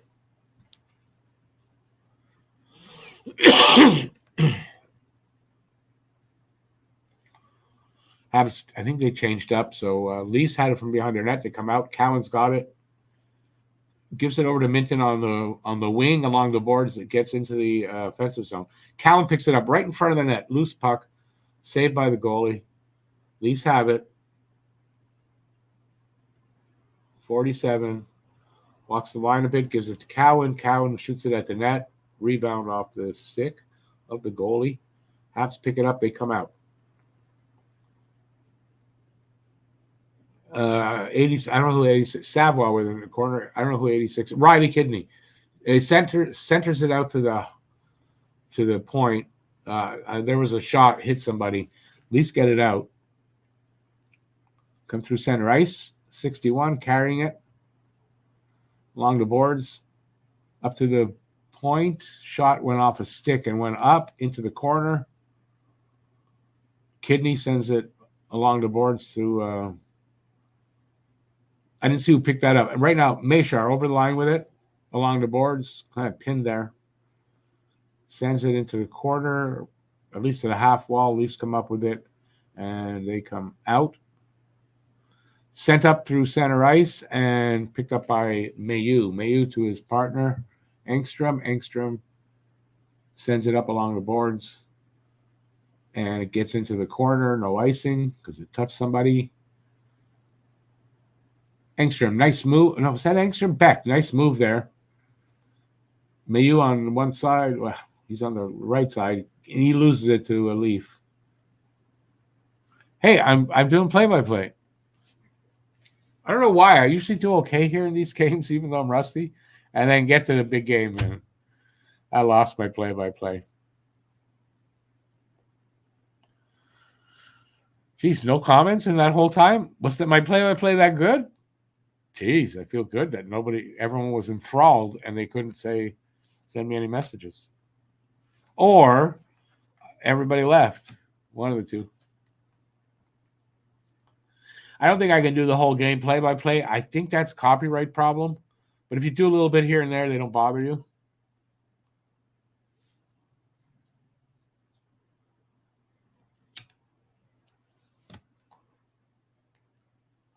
I'm also the only play-by-play guy that smokes on air. Is that a good thing? I don't know.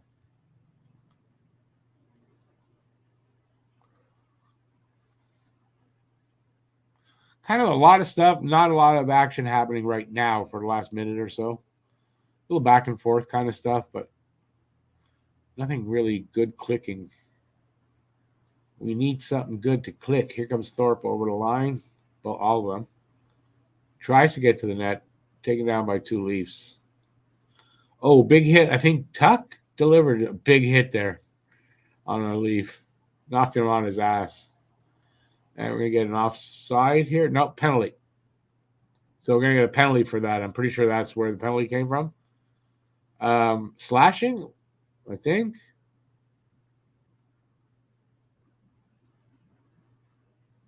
Anyway, they'll show it, or they'll at least announce what it was.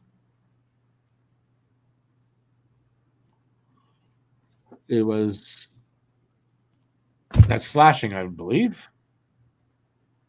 They're going for an ad, so we won't find out what the fuck it was.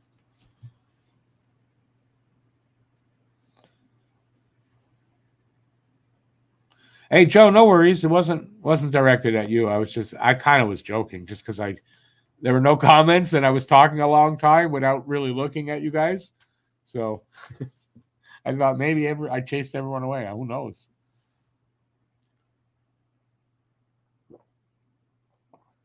It's hard to tell. I can only tell how many people are in the room. I can't tell who's here. That's all. But no, we've been pretty steady. I mean, there's 20 people here right now. And it's basically 20 quiet people. They're in a break here. We're showing the organist playing Jump by Van Halen.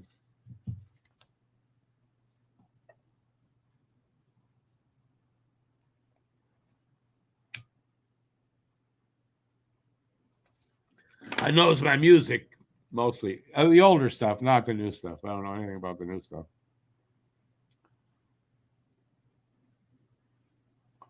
Yeah, lots of families there, even, moms with their kids, dads with their kids, parents with their kids, grandparents with their kids. It's a real family day.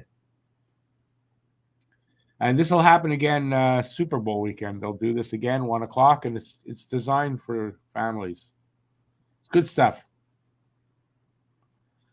It's entertaining. There's a lot of music. It's not all for adults. There's a lot of kids' music mixed in. They're doing a lot of things. I think it's a good. They're putting on a good show.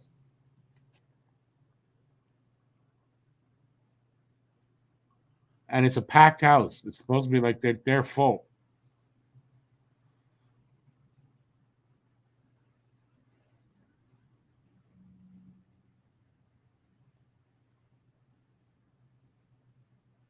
Thorpe slashing 2 minutes. Hey, Mike Fisher, how's it going, man? Who's my dark horse to make the team out of camp? I'm going to go with with Mayu because a lot of people think he will, a lot of people think he won't. I don't know that honestly, I don't know that anybody else will make it out of camp. There's not a lot of spots, no matter what you might think. I think Mayu is one, and there may be a forward. I'm trying to think. I'm not going to say Jack Eye out of camp, but definitely Mayu. If I got to have one, it's Mayu.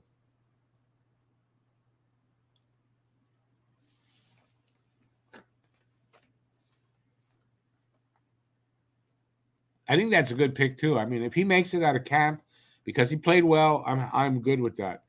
I don't mind if they send him back to Laval for a little more development. That's good too. But if they feel he is ready, because believe me, they're not going to play him if they don't feel he is ready. They won't rush him.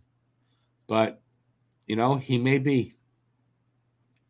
I personally don't think so, though. I don't think he'll make it out of camp, but we'll see. Oh, good save there by the goalie, our goalie. This is a power play for Toronto. So they got the pressure on. They're moving the puck around.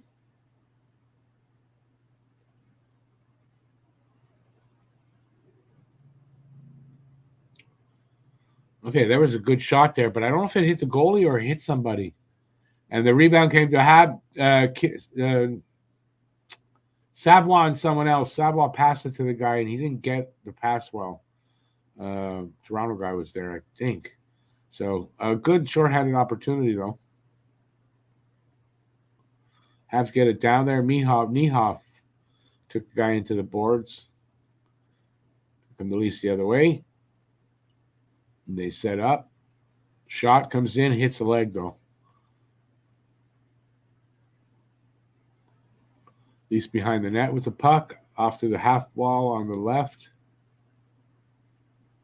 It's in the corner. Guy takes a big hit, 47. Niemela took a big hit there. Leafs still have it. I don't know how long is left in the power play or not. Can't see a clock.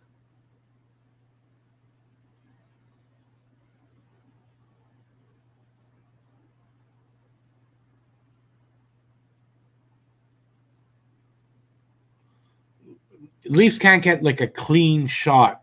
That's one thing that's not happening here. Oh, and they just took a penalty. But they weren't getting, and there's a little pushing. Oh, there might be a fight here. Uh-oh. What we got going on? Of course, 87 for the Leafs is in there. Trying to get at Mayu.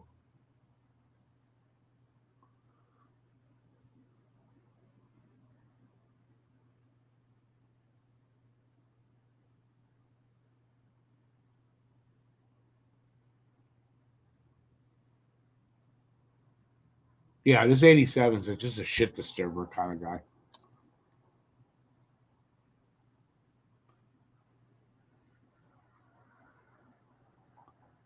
Dude, let go, you fucking asshole. Sorry. This is the link you're able to find the whole stream. You're not finding the stream here. I'm not showing it.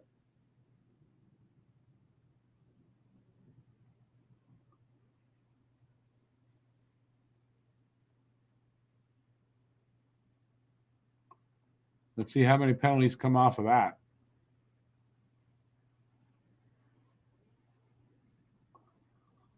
Okay, Hudson took the hit for that caused the penalty. Well, we'll see what happens after the fights or the pushing and shoving. I don't know if any of that will lead to penalties or not. But the refs are talking about it, so I've got to think there's more than the one penalty coming up.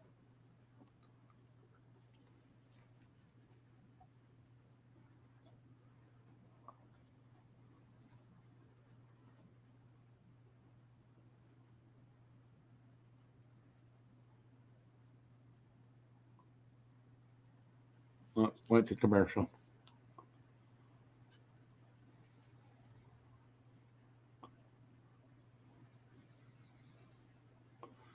Yeah, they're in commercials, so they're trying to figure out the penalties. I'm sure that's what it is.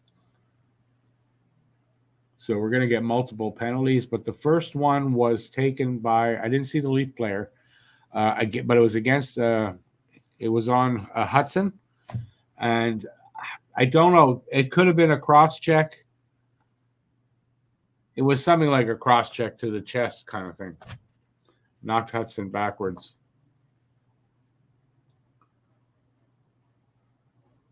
Then the fighting started, so we'll see what comes out of that. It may negate the power play that Montreal may have had, or it may not. It might be two offsetting kind of penalties, and then we'll still be up for the power play. They are taking their time, though. They're doing another audience run through.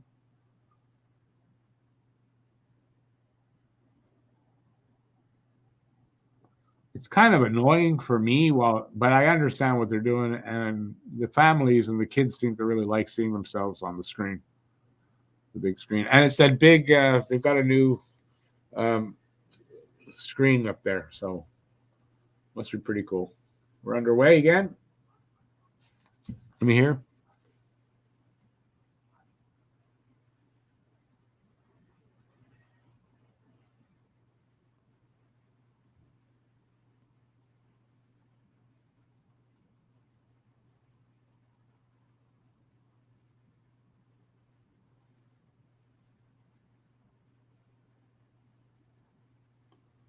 Okay, Mayu and Parsons are offer for roughing, and the other guy that it was interference against Hudson. So Montreal has the power play.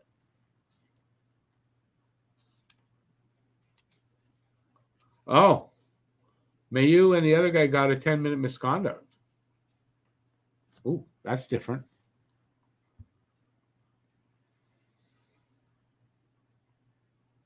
It's 3-2, Joel. 3-2. Second period just ended. So we got an intermission now. So it's 3-2 after 2. And Habs will start the third on the power play. That's where we're at. So it's interesting. It's interesting what's going on. I'm going to let my ears have a break. Oh, it's good to let the ears have a break. Even in the winter, it gets hot on the ears. It's to be a pain in the butt. All right, so we got a second intermission. What do you guys think of that second period? For me, I thought Toronto played better than the first period. So I would say it was probably pretty even as far as the play, with Toronto playing better than they did. So overall, the game, it's pretty much first period went to Montreal. Second period, I would say, went to Toronto. And we'll see how the third period works out. If Montreal can tie it up and keep it that way, or get a couple of goals and not give up any, they'll win the game or get to overtime. and there will be an overtime. If it's tied, they'll do 5 minutes and then a shootout if they can't solve it in overtime, just like in the big league. And I guess in the AHL as well, right? Who scored for the Habs? Yeah, I can't remember at this point. I can't. I don't remember. Anybody? Anybody gonna help us out here? I can't remember. Why can't I remember? Yeah, I can't remember at all who scored. I might have a reason why.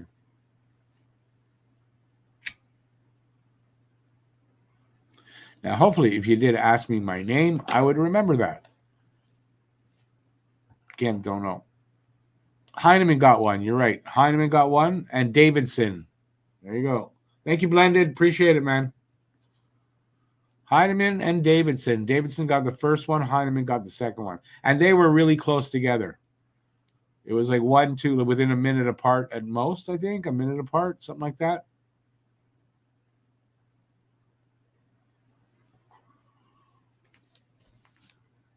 Heineken and Favidson.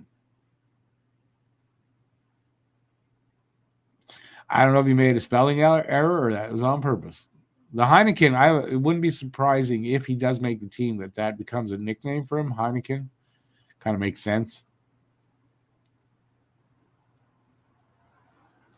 For Davidson, I don't know. I don't think I don't think Heineman or Davidson is actually going to make the team, but they're good depth and maybe get moved in a deal or something. But they're definitely good depth. But I don't think Heineman makes it out of camp. I definitely don't think Davidson does. There's only, from what I know, there's maybe a spot, maybe two that are open for the forwards. And there is one, and again, maybe two on defense, depending on how Mayu does. But I think Hudson is in.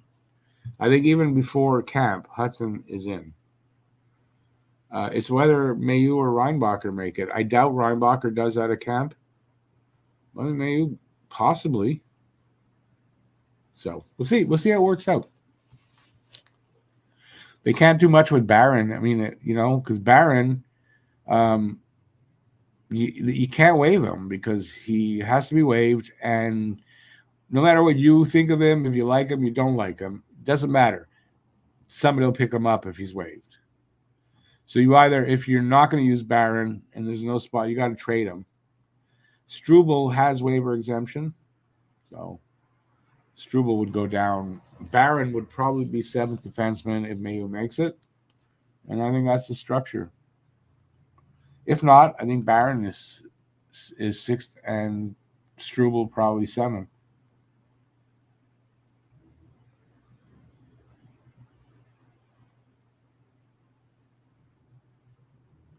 Yeah, Joel, there's really not, except that, right? Devo gets injured a lot. So you got to think Owen Beck is going to get a call up at some point. I mean, Devo doesn't seem like he can do a full season, right? So you got to think that's going to happen there. Armia probably going to be on the fourth line because there's not a lot of room. There's not a lot of spots, right? So we're probably going to see him as a fourth line winger. And yeah, there might not even be a spot for anybody on the forward ranks, right? Depending on how the camp goes. But you got to think at some point in the season, injuries are going to happen, Injuries are going to happen. So,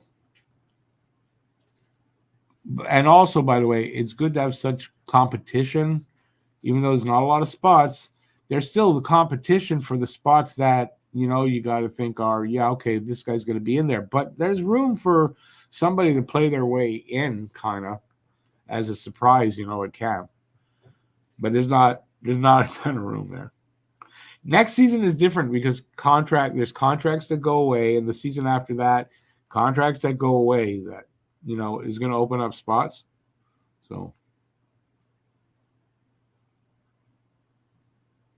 Blended, there's pretty much always been talk about them moving Anderson after the first year because of either his contract or then of late because he had such a bad season last year.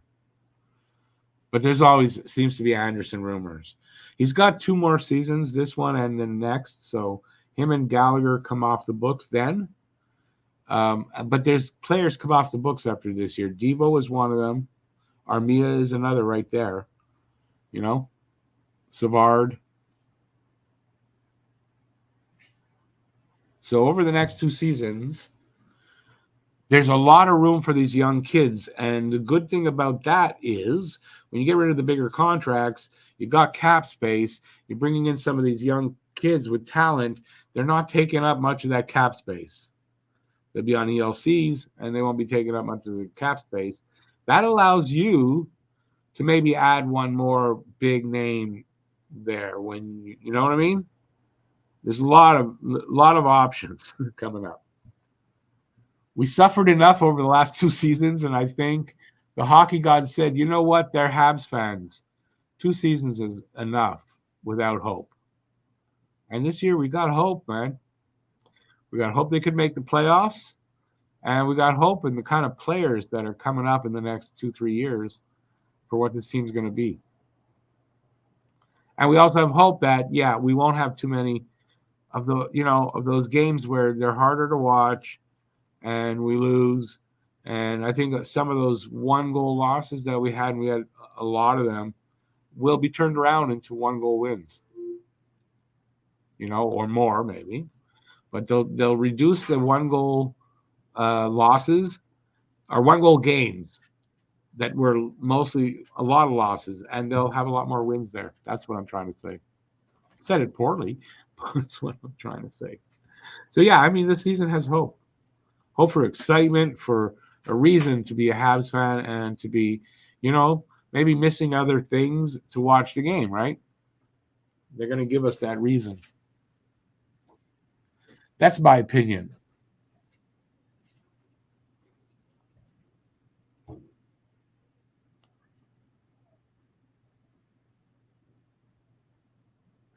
Joel, you're 100% right. Armia is kind of like a PK specialist almost, right?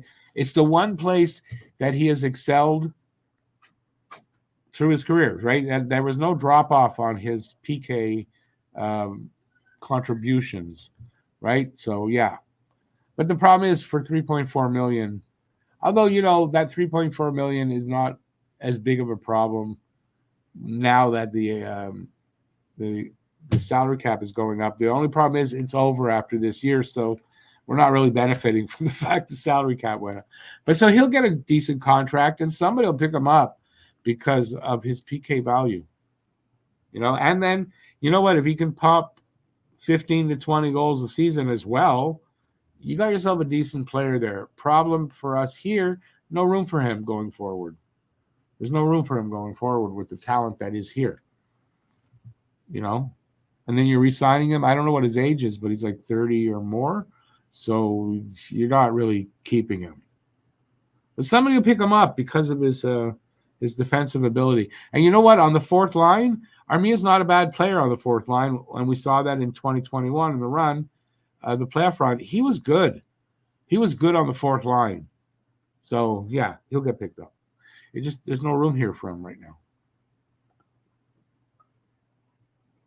Because ultimately,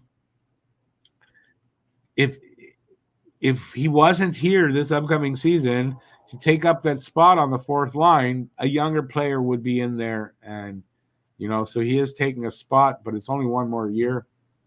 I don't think there's a problem there. If he can put in 15 to 20 goals on the fourth line, there's no problem there. Plus, if there's injuries, he could be moved up, for a little while. So, day is options. Come on, how long is the intermission? Seems like it's been a long time. What the hell's going on?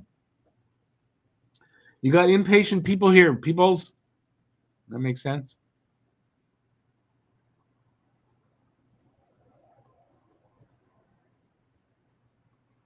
Yesterday, when I realized they're probably doing third period, so I had to take the dog out because I didn't think it was going to be this long. So I took her out and got back and sat down, turned the computer back on, just as the first period, the horn went off. Third period, not first, started. It was perfect timing, so I didn't miss anything. But this just seems like it's been a long time.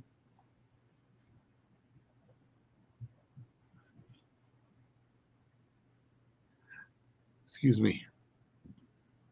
There's the burp. All right, we got that. What do we got coming up? What do I have coming up? Tomorrow is our podcast, Pucking Around podcast, which is on Don't Puck with Media, our other channel. So if you were in Saturday Hockey Talk last night, we're doing goalie tandem rankings. So we did a consensus in the chat and figured out the rankings in the Atlantic and Metro. So we're doing that on the podcast and other things. So I hope you guys will check that out. It'll be on the other channel. You can find it there, and hopefully that is where you'll go look for it. But if not, 3 days later. So we put it out Tuesday, Friday. It is on Talking Habs. So we started out over there, put it out on Talking Habs, hopefully to get a little more, some more eyes on it and sending people and getting some more subscribers over on the other side.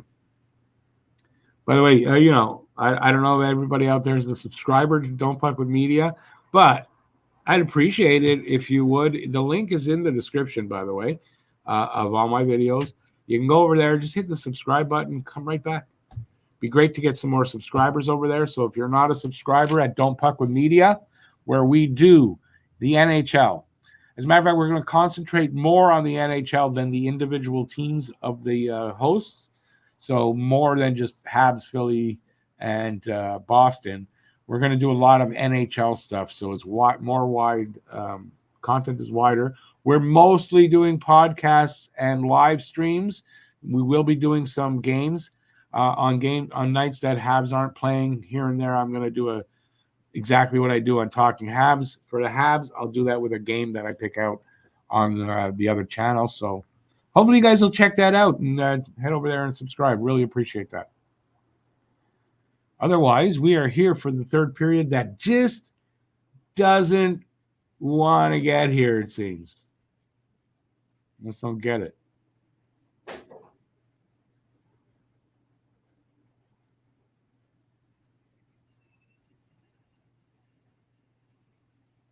Yeah, he's not going to be on a line with Line 8. That I can pretty much. I know they're both Finnish. Armia, with the guys that are here, unless there are a bunch of injuries, he's not getting on to the top 6. But I think you might be right that he could, if he's on a hot streak, he could make the third line for sure. I just think there's too much talent here right now that if nobody gets injured and we're all healthy, I don't see there's room for Armia on the top 6. That's a pretty stacked top 6. The first line we're not touching. Second line has Doc and Lining not touching. So if they decide that Newhook has to play center on the third line, maybe then. But I think there's guys like Joshua Roy that they put in there, a younger guy. So that's I don't think he makes, unless there's injuries, Armia's not playing top 6. My opinion. Yeah, and he'd be great third or fourth line. He's good on the fourth line. There's no problem there, and he can put up some goals there too. That's not, and you need your fourth line to help and contribute with that tertiary scoring. So I'm fine with him on either. I just don't see both Anderson and Gallagher playing fourth line. I don't see it. A lot of money on your fourth line.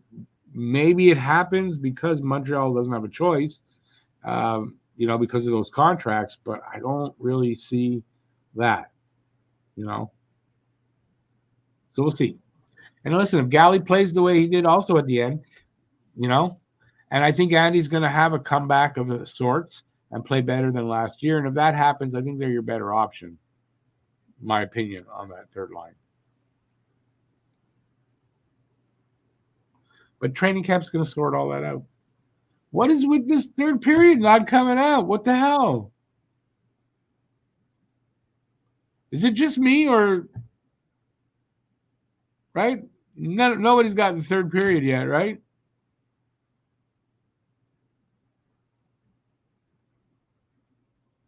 Yeah, no, we're not disputing whether Galley, earned, what he got. He did. It just since the COVID and all that, the salary cap not going up, the contract's hurting. That's all. It's not Galley's fault.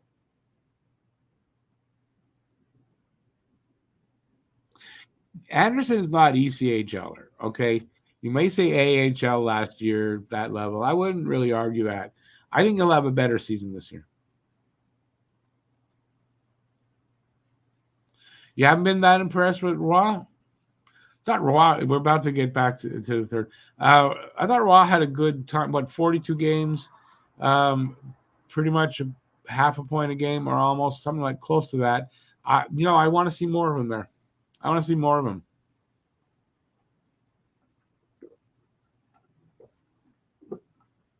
If he doesn't have a good camp, though, and they feel that he needs to go back to Laval, I'm good with that too.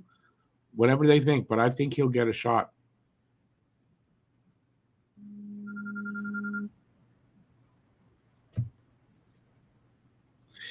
True. Galley was making somewhere like a little over 3 million. And giving everything. He deserved it. I just think it was a little long, contract the length, knowing that, come on, Galley, the way he plays, his size and all that, he's not going to make that whole contract. He may surprise us and do it. He may, because it's not that far off. So he's already kind of surprised us. But hey, Adam, how's it going? It's 3-2 for you guys. It's 3-2 for you guys. One period to go, and it ain't over yet. Kind of very similar to yesterday. So we'll see if we can get it and either to go ahead or get it to overtime. Yeah, Roy showed good signs, without a doubt. He needs a better look. They may decide no and put him in AHL, but I don't think that's what's going to be. Yeah, George, no, I got it. They're finally coming out. It just seemed really long. For me, it just seemed really, really long. So Montreal's up in shots, 25-21. Although, like I said, Toronto had a better period, and they outshot Montreal 13-10 in that period. So they really did have a better period.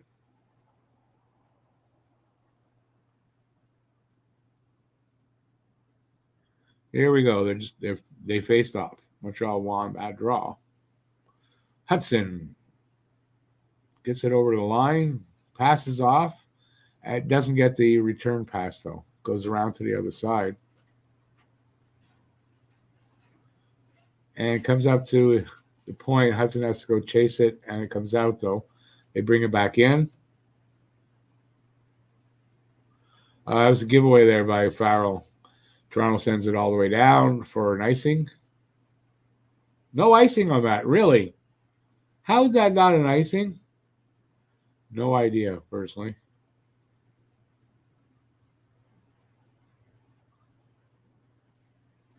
Chance there for a Montreal player. He shot it really wide. Reinbacher with it at the circle inside the zone. To the point, the shot came in, rebound. Reinbacher now picks it up again, cross ice. That guy sent it back the other way, but into the corner. It was off target. Habs still have it, though. Hudson at the line. Sort of was going back and forth and then shot. Didn't get through, though. So here come the Leafs the other way. Given away in the defensive zone for Montreal by Montreal. Not by but by Toronto. Yeah.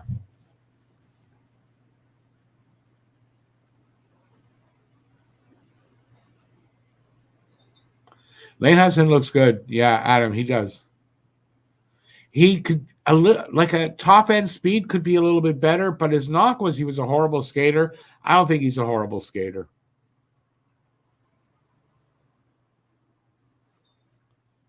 And he does so many good things. He's great on his edges. It's more the speed, I think, is what the knock on Hudson's skating was. And you could see it. He is the fastest guy out there. But, I mean, he makes up with it in, determination. And he just doesn't give up. So.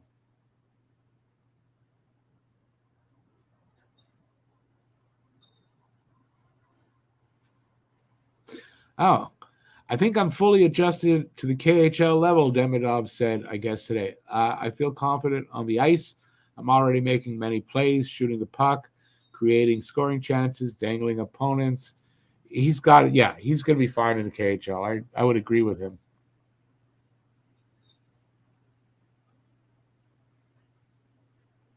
So all the Michkov guys that were like, yeah, we'll see. Michkov did blah, blah, blah. Let's see Demidov. Well, Demidov's doing it now. So that question is being answered as we speak, kind of.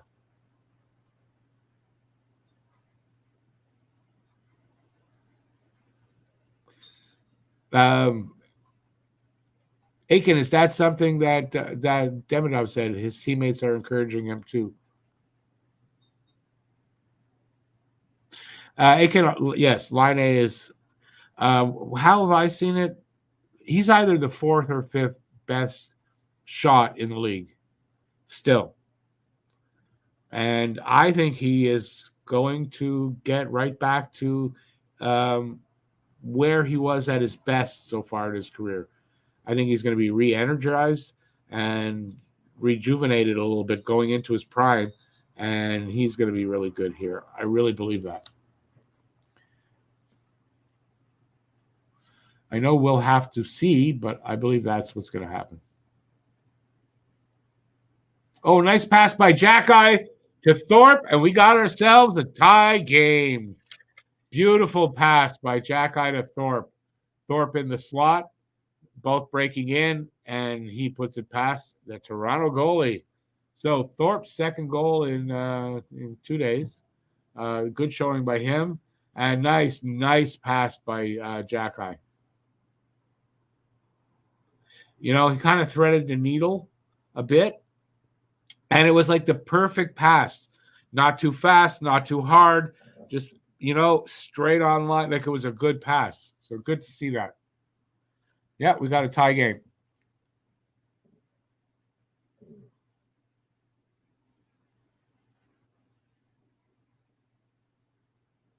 Kuznetsov looks like he's got some chemistry there with Demidov. You know?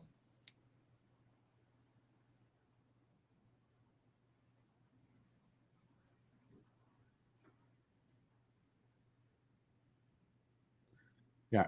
Thorpe from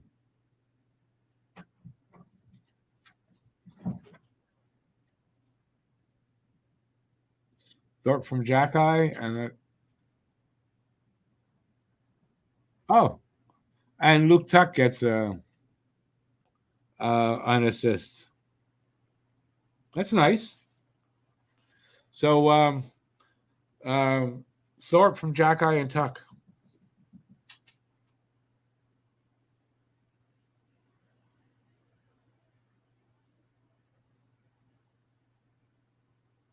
Oh, Joel, thanks for Aiken pointing up or the thumbs up. Yeah, Kapanen is definitely a potential guy to make the team. Yeah, you're right. I forgot about him. I left him out. Kapanen has good potential. Like you say, kind of guy you don't count out.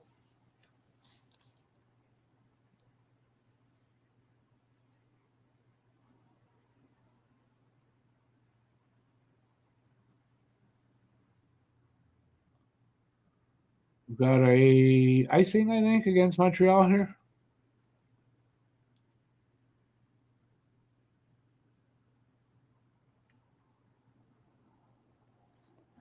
So far so good. This game is has been fun to watch, and I love the fact that it's kind of like twice they've come back. Both games show their character, haven't given up, and have come back and tied it up.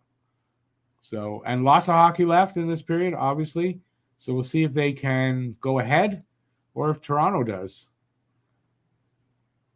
or both goalies shut down their opponents, and we go to overtime. We'll see. Yesterday, that is what happened, but I believe Montreal tied up really late. It was only with a few minutes left, and they tied up the game at 3, and they went to overtime.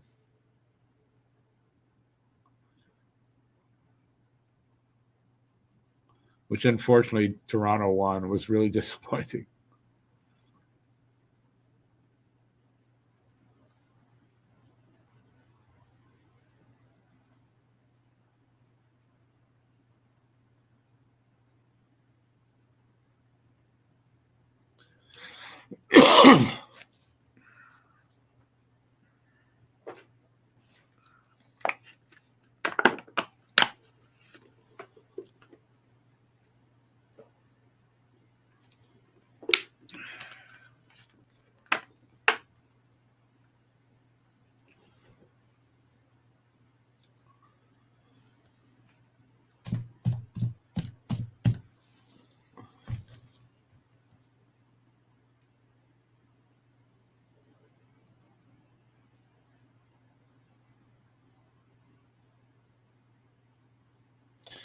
Aiken, I think SKA Demidov is going to be a big part of them turning it around this season right now because they're struggling a bit right now, aren't they? I think Demidov is going to be a big part of them getting that ship righted. They're going to have no choice but to play him. He's that good. And they need it, so.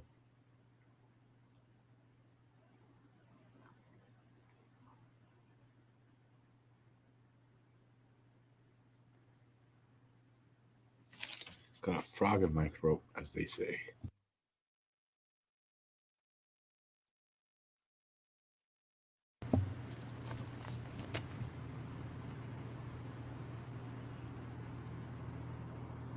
Who's that? Mayshar? Mayshar, just, I don't know. He's not able to fight through the adversity. I don't know what it is to say, but he's not impressing me here. He doesn't have to here, right? We went through that, but he's not. Nice shot from the point from him, though, right there. So maybe if I say stuff about him, he'll pick it up. That would be funny if that's what happened.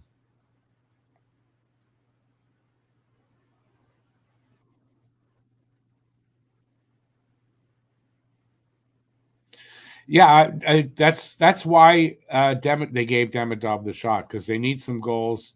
He's capable. The coach had to do something, and Demidov just worked hard, worked his ass off to get the opportunity, and then made something of it. Didn't take it the wrong way that he was sent to the fourth line and whatever, and just worked, and that's the kind of guy we want, right? George, they played overtime yesterday at a shootout. No, I thought they were going to go straight to the shootout yesterday, and they went to overtime. I was like, oh, I guess it's just a real game. I didn't think they were doing a regular kind of game. But, yep, that's what they're doing. So, yeah. It's long because I had the summer off. I'm not used to doing a stream that's going on. Well, it's going to be probably 2:45. So I'm just that. Other than that, though, no, a lot of fun getting some hockey in, and it's still nice outside and sunny, and the windows are open. It's nice.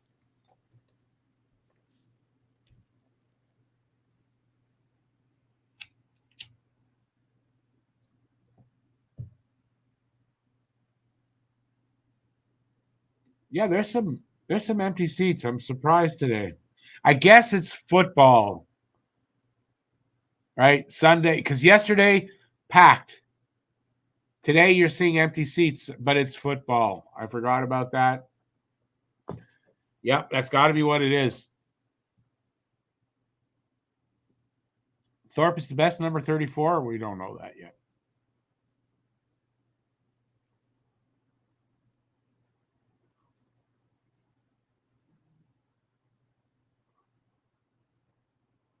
Face-off is to the left of Toronto goalie. Thorpe taking the draw with Tuck and Jackeye. Wins the draw. Back to the point. Hudson, nope, not Hudson, but a shot from the guy. Then he almost gave it up, or almost came out of the. Another shot, Jackeye with a good shot high up on the goalie. Habs still in the zone. Given away there, but they don't get it out. Come on, good work so far. Come on. Now it pops out, just pops out. Habs still have it. They send it in to the corner, and they go after it. Leafs come up with it, not that cleanly, but they are over the red line, over our blue line, and it is taken away there. Oop. Oh, good that the goalie made the save. Reinbacher passed to Protz. Protz screwed that up. He's got to improve his defense, Protz. And just a little shot on the goalie, and he covered up, so no problem. But, yeah. That's not Reinbacher's fault, I don't think, but it may have been. May have been a bad pass. Didn't look like it in the quickness I saw it, but somebody screwed up there. And the goalie saved the day.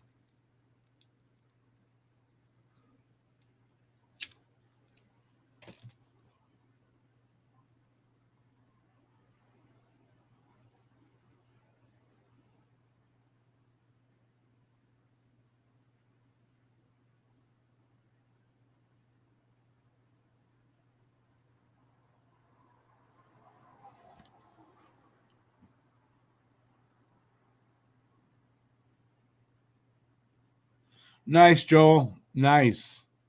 Hey, that's if you're going to be able to find tickets. Remember, it's Toronto and Line A's first game. Hudson will be in the lineup, I think. I think it's going to be hard to find tickets. So, best of luck, though. Maybe you might have to buy them online through some reseller or something.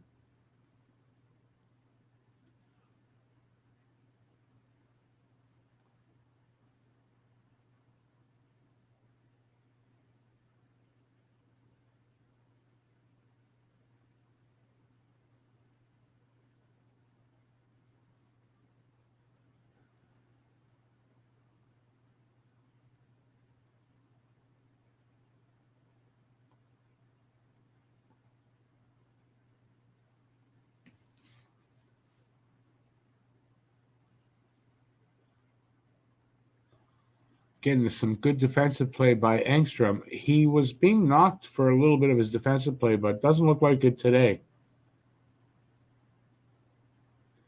And we've got Engstrom and Hudson as the defensive pair. Oh, that's because Mayu is on a 10-minute misconduct,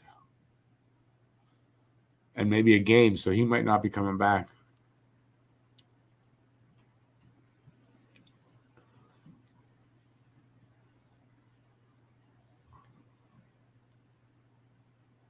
Oh, I probably have Aiken. I think I did recently when we got him when the trade happened.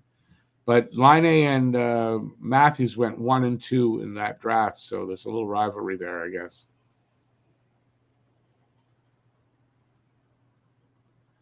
I think there's no reason to think that Line can't somewhat stay with Matthews. I'm not saying he'll score more goals than Matthews. I'm calling for 40. I think Matthews can score 40 and more. But I think it's it's good motivation. We play them 4 times. It's good motivation. Good rivalry.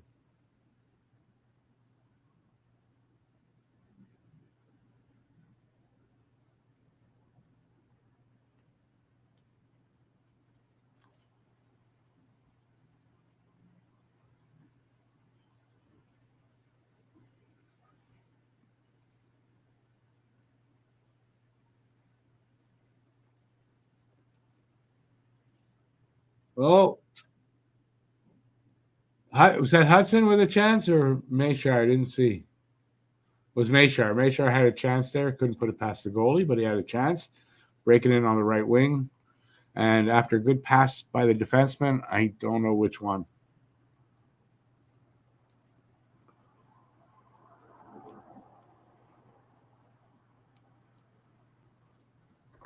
Mayshire will play in Laval this year. I don't think there's a doubt there. So at camp, he's just looking to impress, get things to work on and, just move up the ladder, hopefully. But he's going to be in Laval for the year.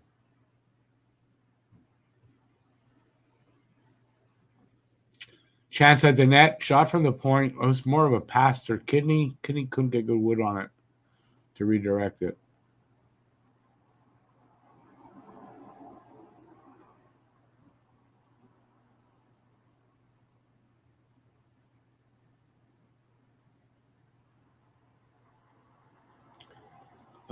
Touch with a high stick or I don't know what that. I think touch with a high stick. The puck touch with a high in the air. So whistle and we'll have a face off probably at center ice, I think, or just outside a blue line.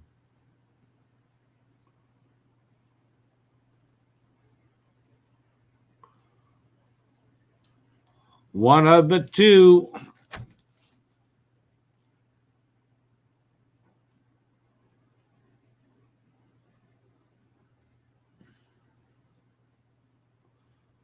So we got ourselves a 3-3 tie. Who's going to win this game? Montreal's got to win this game to tie up the 2-game series. They don't. It doesn't matter if Montreal wins or loses, or Toronto wins or loses. It doesn't matter. It really doesn't. The thing that's more important here for me, the quality of the game from yesterday to today improved. So, that's what you want to see them, start getting better, getting the rust off, and ready for camp, the main one. But without a doubt, better hockey played today than yesterday. Not that yesterday was bad. Today, a little faster and better. It looks better to me. If Laine gets half Matthews' production this season, I'll be happy. Not me. Not half the production. No, not me. I mean, okay, yes. I know what you're saying, and I don't disagree with that, but I'm expecting more from him as he is from himself. And I think he'll be disappointed to an extent, unless Montreal makes the playoffs and then, didn't matter that much. I think he wants to score 40, 50 goals here. I mean, he said it. So I'll be disappointed if that's it. Because he can score more than half of what Matthews gets in goals. And I think Laine might be capable with more on the assist side, but at least the same that Matthews is. They're both not huge assist guys, but Laine is capable of scoring, of having more assists than goals. I don't know if Matthews is, and I might be wrong on that, but I don't know.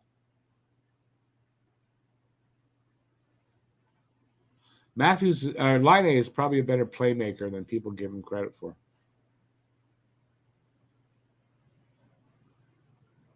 I think we're going to see a much more rounded Laine, his game, a little more rounded than we saw when he was with Winnipeg. Oh, Toronto just scored to break the tie. God damn it. I looked away. Steven? No. Finney. With the audacity to wear number 66. Yeah, Finney puts it past on a rebound right in the low slot. So it's 4-3. We may not be going to overtime. It's not that deep into the period, but we'll see. Montreal has to respond here. Let's see what happens. This is where we find the character in our guys. Do they have it? Do we have a 66 also, or a 68? Hudson breaks in. Nice move. Oh, man, close. Nice move by Hudson.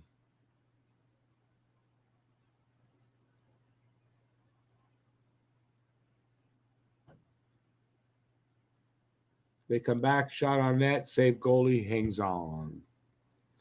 Aiken, that's why I said I know he's improved as well in that regard. So I could be wrong, but he's at least as good that way as Matthews, at least. But it's true. I mean, reluctantly, I don't want to say it, but yeah, Matthews is better that way as a playmaker, and a little tougher. He hits a little more. We'll see what happens with him as captain, and we'll see how John Tavares actually takes the demotion over there. But yeah, I mean, I'll give him his due, reluctantly though.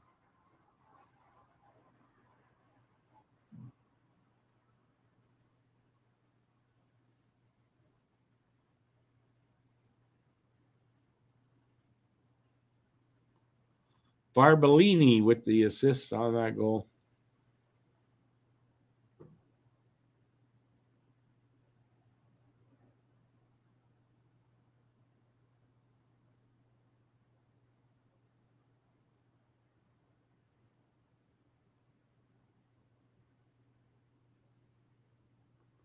Aiken, you're right about the defensive, but a little bit more. I wouldn't say he's like He's not a Selke Trophy candidate in my opinion, but he has improved in those regards. So yeah. George, that was a nice break in from him. And listen, we're going to see stuff like that. That's what he does. He does that. He's a great quarterback on the power play. He's very creative. He throws guys off of their. He throws them off completely sometimes. So Hudson is standing out here in these two games like he's supposed to. If he didn't, I'd be worried. But he's not. He's standing out. And yeah, it's all what you want to see.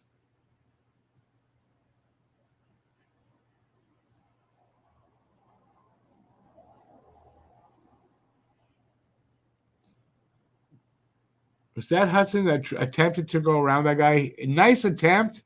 He just didn't make it all around the guy. I think it was Hudson. Then he took a bit of a hit.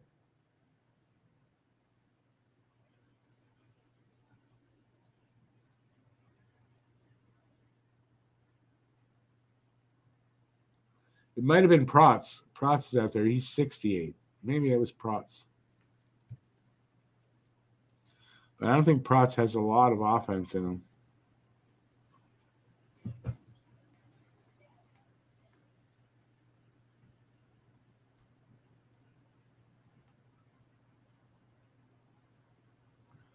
Come on, boys. Let's go get a tying goal. Come on. Get in there. I think they're changing up right now.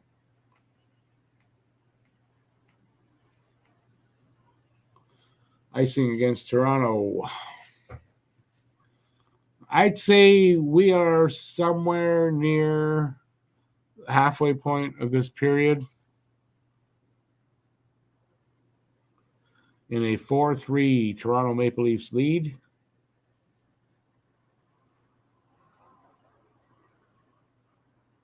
In a game that doesn't mean that much. Doesn't matter what the score is or who wins or loses, really.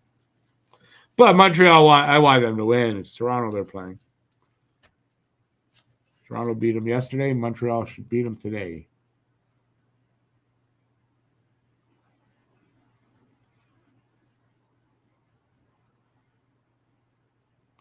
The Toronto prospects are playing a lot better than I thought in both games. I'll give them that. They are a better prospect group than I thought.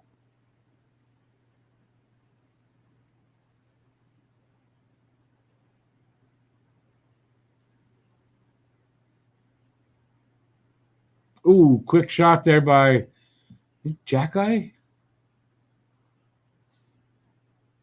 Yep. Fighting for the puck now behind the net. Gets taken down, though. Because it wasn't a cross check, though.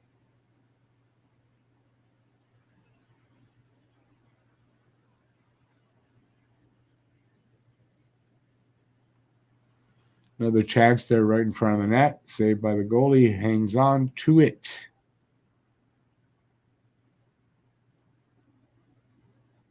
A reminder here tonight.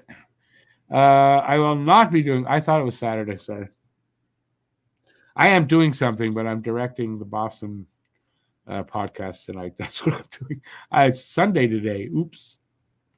That's one thing I don't like about back-to-back games. It's you can make mistakes. Like, well, at least if you're me.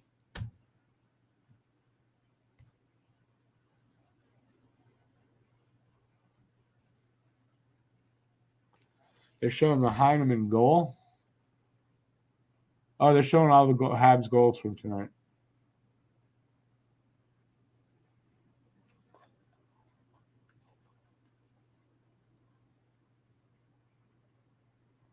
The 3 goals from different angles and everything. Cool. Nice little compilation there.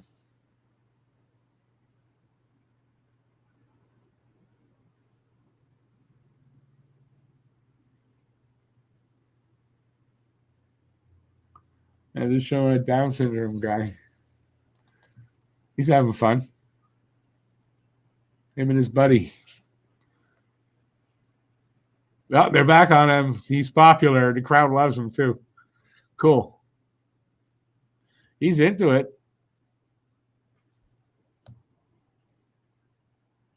Nice to see that.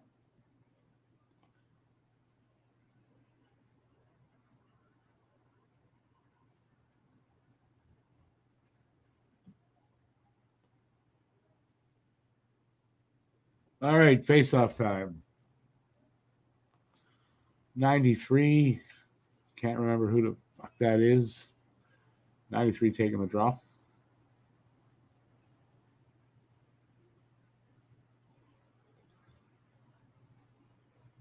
When they get to it, come on, let's go.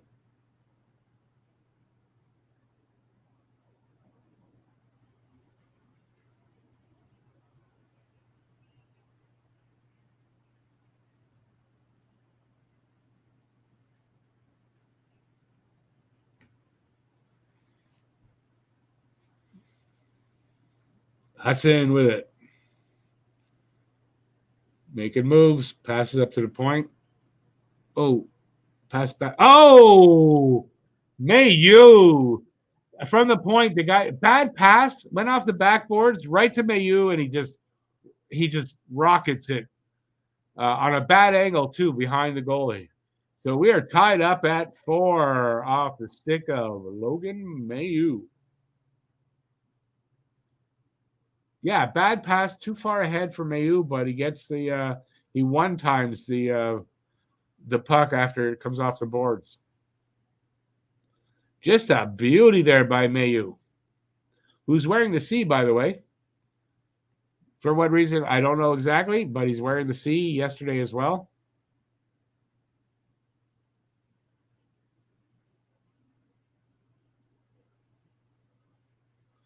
We're back underway.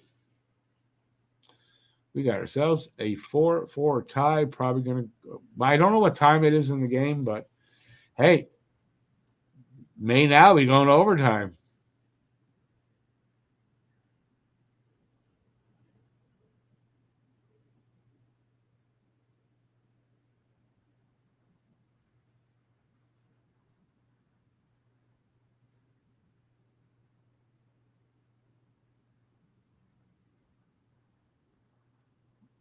Mayu from Savoie and Hudson.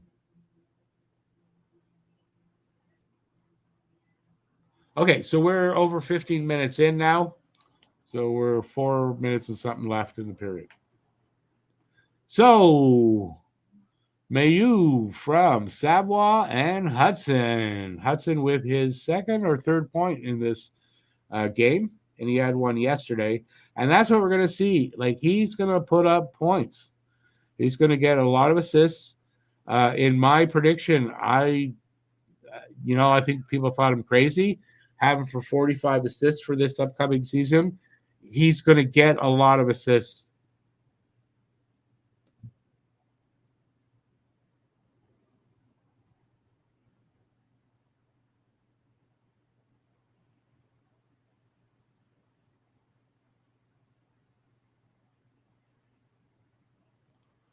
So this game is rolling towards overtime. But we'll see. There's plenty of time for even both teams to get another goal, to be honest. So about 4 minutes left. That's plenty of time. We got an icing call there against Toronto, so that puck will come all the way back.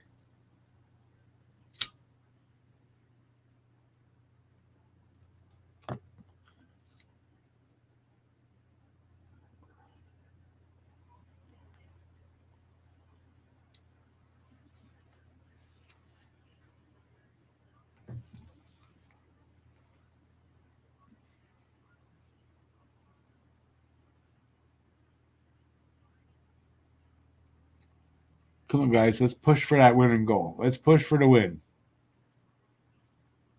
If by chance one of the teams does score and they do win the game, they're still going to do a shootout. I do believe. I'm pretty sure. Although in this, I could be wrong, but I don't know. They do it in development camp anyway.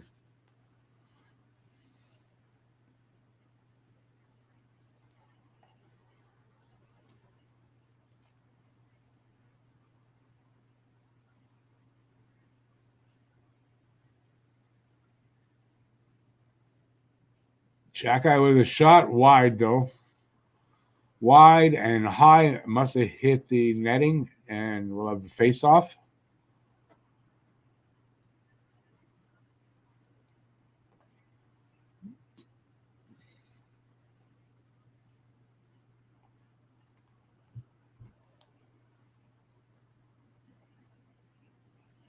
Look, Tuck looks pretty big.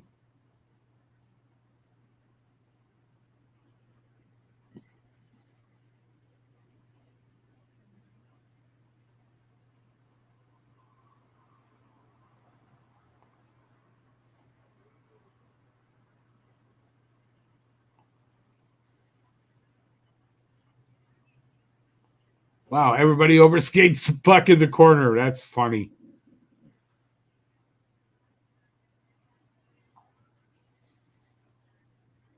Oh, hit against the boards, penalty to Montreal, and some fighting going on. 87. How come 87 is always involved, man? Well, there's two sets of fights going on. Thorpe and somebody, and then there's this pile up with Parsons, and I don't know the Hab in there. Is that Jack-Eye? Yep, Jack-Eye and Parsons. Surprise, surprise, surprise. So this Parsons kid, I guess their version of Jack-Eye, I guess. I haven't really seen him do anything like offense-wise, but definitely like physical play. This guy's involved in all of it. So with roughly like 2 minutes and change left in this game, they're probably tossing those guys for the game. So Jack-Eye and Parsons will be out the rest of the way, I would think. The refs and linesmen are conferring. We'll find out.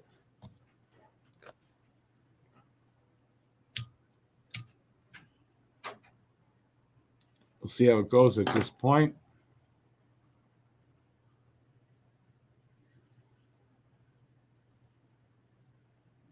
I'm telling the representatives of each team, the players came up to see what they sent them away. That's funny. 47 just went into the box. Is that what I saw? Or he just gave 87 his gloves and everything. That could have been one. I just saw the guy's helmet and the door open up to the box.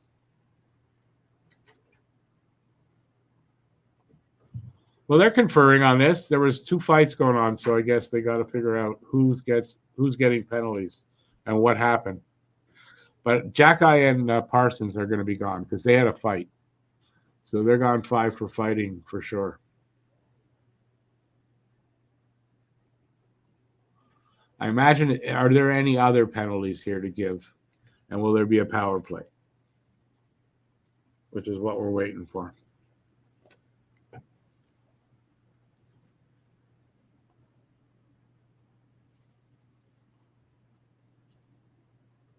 They say so little. I don't know if I need my headphones. I think of that. They don't say much. I don't think I'd get any copyright issues with it, but why take a chance? Come on, let's get an announcement already. Honestly, I don't know who else would get a penalty, so seems like they not sure either.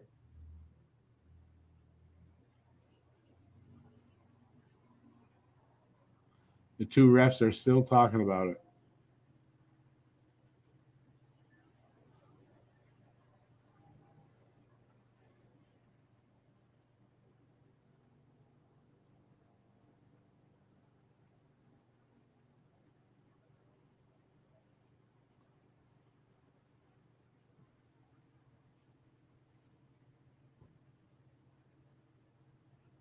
Jeez, guess it's complicated, man.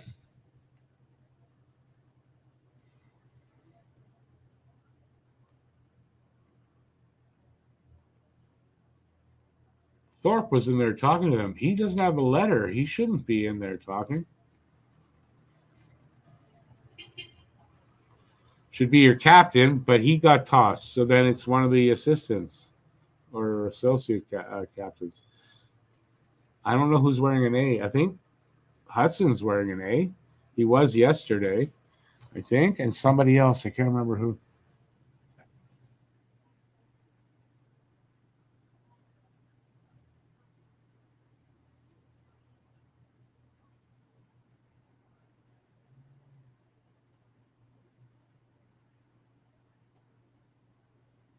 Okay. They decided.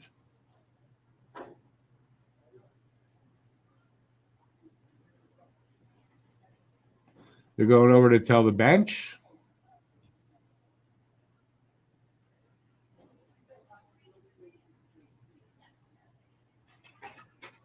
Oh, Sean Farrell's wearing an A, so he's gone over to tell Sean Farrell what they're doing, and the coach is there.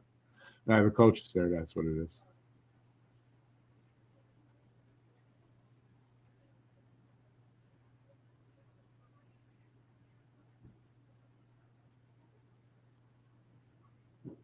Coach Vincent is giving his opinion calmly.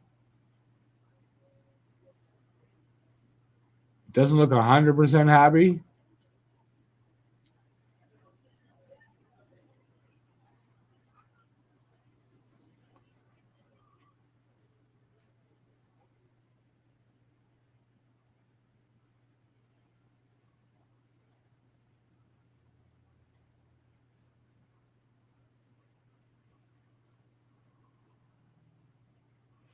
When they drop the puck, that's when we're going to hear.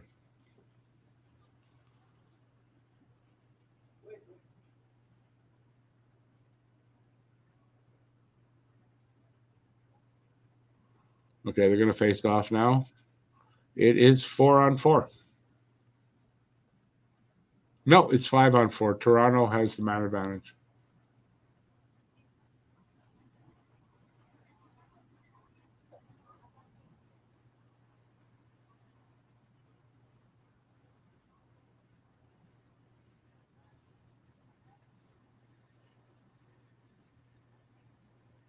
Tuck and Jackeye both got the boot.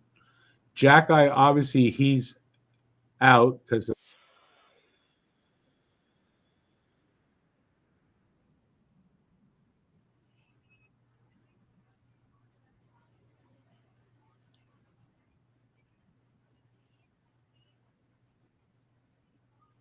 boarding. That's the call for Tuck.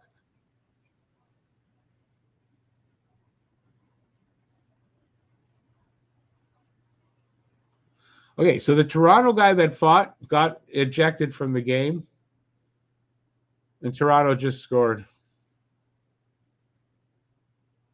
Yep. Toronto just scored. That's probably game over. But the Toronto guy got ejected. Jackeye just 5 minutes for fighting. Tuck, 2 minutes for boarding. And on the power play, Easton Cowan puts one literally through the goalie. Hits him high up. The puck must have rolled down and through his legs. At least I thought it was higher up, but maybe he just threw the 5-hole. And that's it. It is 5-4 for Toronto with, it's got to be very little time left. So it's not fully over, but we'll see what Montreal can do. Dig deep, boys.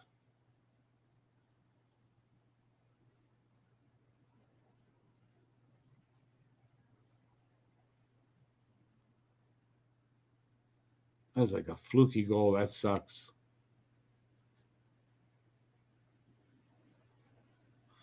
Oh, Mayu is out there. I thought he got tossed. All right, Mayu's out there. And wait, Tuck is out there. What's going on? Last minute of play. How is Tuck still out there if he got a penalty? Oh, they scored. What am I talking about? That was close. Kind of rolled by the crease. Through the crease.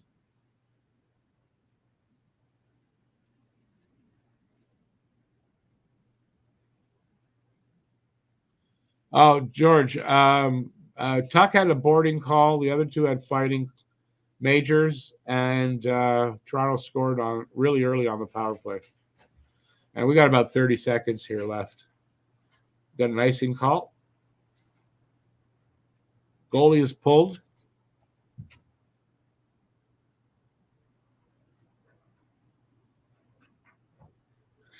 It's a bit of a shitty way to lose a game. But in this kind of game, it doesn't matter. It really doesn't. And I thought Habs played well. I mean, Toronto, listen, they came back. They didn't play well in the first, and they came back. So you got to give it to them.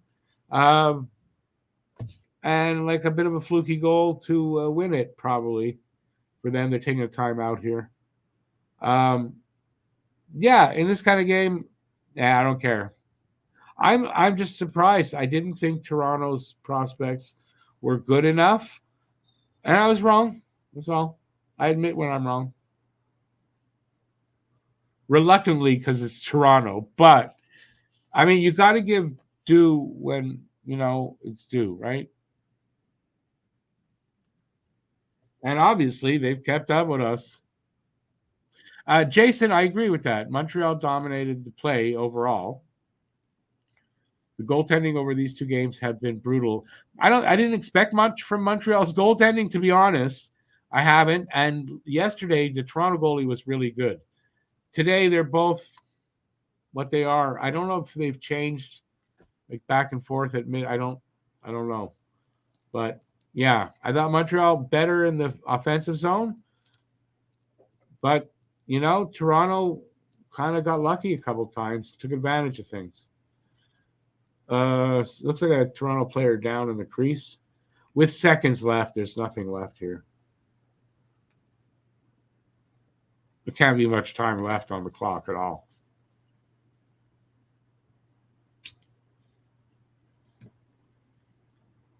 But as a player, you don't give up until the last second has ticked off. Doesn't matter. You just don't give up, especially when you're only down by one.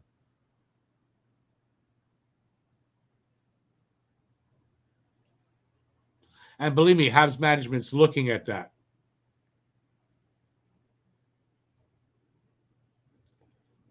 Emptying. I don't know whether that was an empty net goal or not. Toronto fired it down. It hit one post, went along the line, hit the other post, and came out. I don't think it went over the line fully. So anyway, 5-4. I think they're going to announce it here. They'll give the 3 stars. So we'll hang on for that. And what are you going to do? Toronto beat us twice. Who cares? It's the rookie prospects. I'm not going to lose any sleep over it. And I'm definitely not going to get angry over it. So I hope the same is for you guys out there. It's not worth the stress of anger over this game.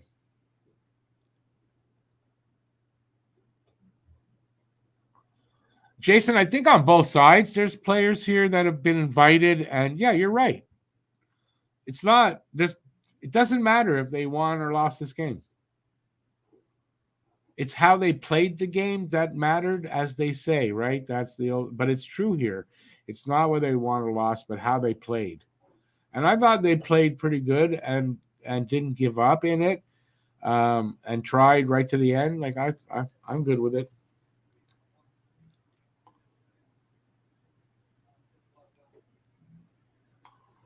We're just waiting for the 3 stars. They announced them after yesterday, so I want to see the 3 stars. I know Hudson was 2nd star yesterday. I can't remember who was the 1st star, to be honest with you. And the 3rd star was Fraser Minton. I don't think it's going to be like the same. Here we go.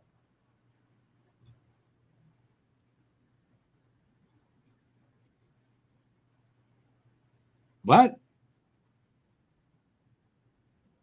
Mayu's the 2nd star, and it was Owen Beck was the 3rd star yesterday. It was a Toronto player as the 3rd star. Yeah, 3rd star. I didn't hear the name well.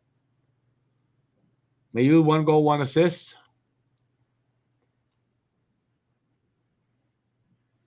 Easton Cowan gets 1st star. Fair enough.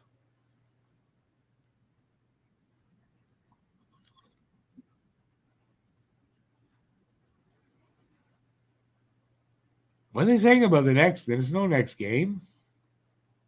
Next game is in preseason. Well, there you go. Prospects lost 5-4. No overtime needed. They didn't go to the shootout, so I was wrong on that. It was a well-played game by Montreal. I thought they could have won and probably should have, but I mean, like I said, it didn't matter. They played well. I thought Hudson was good.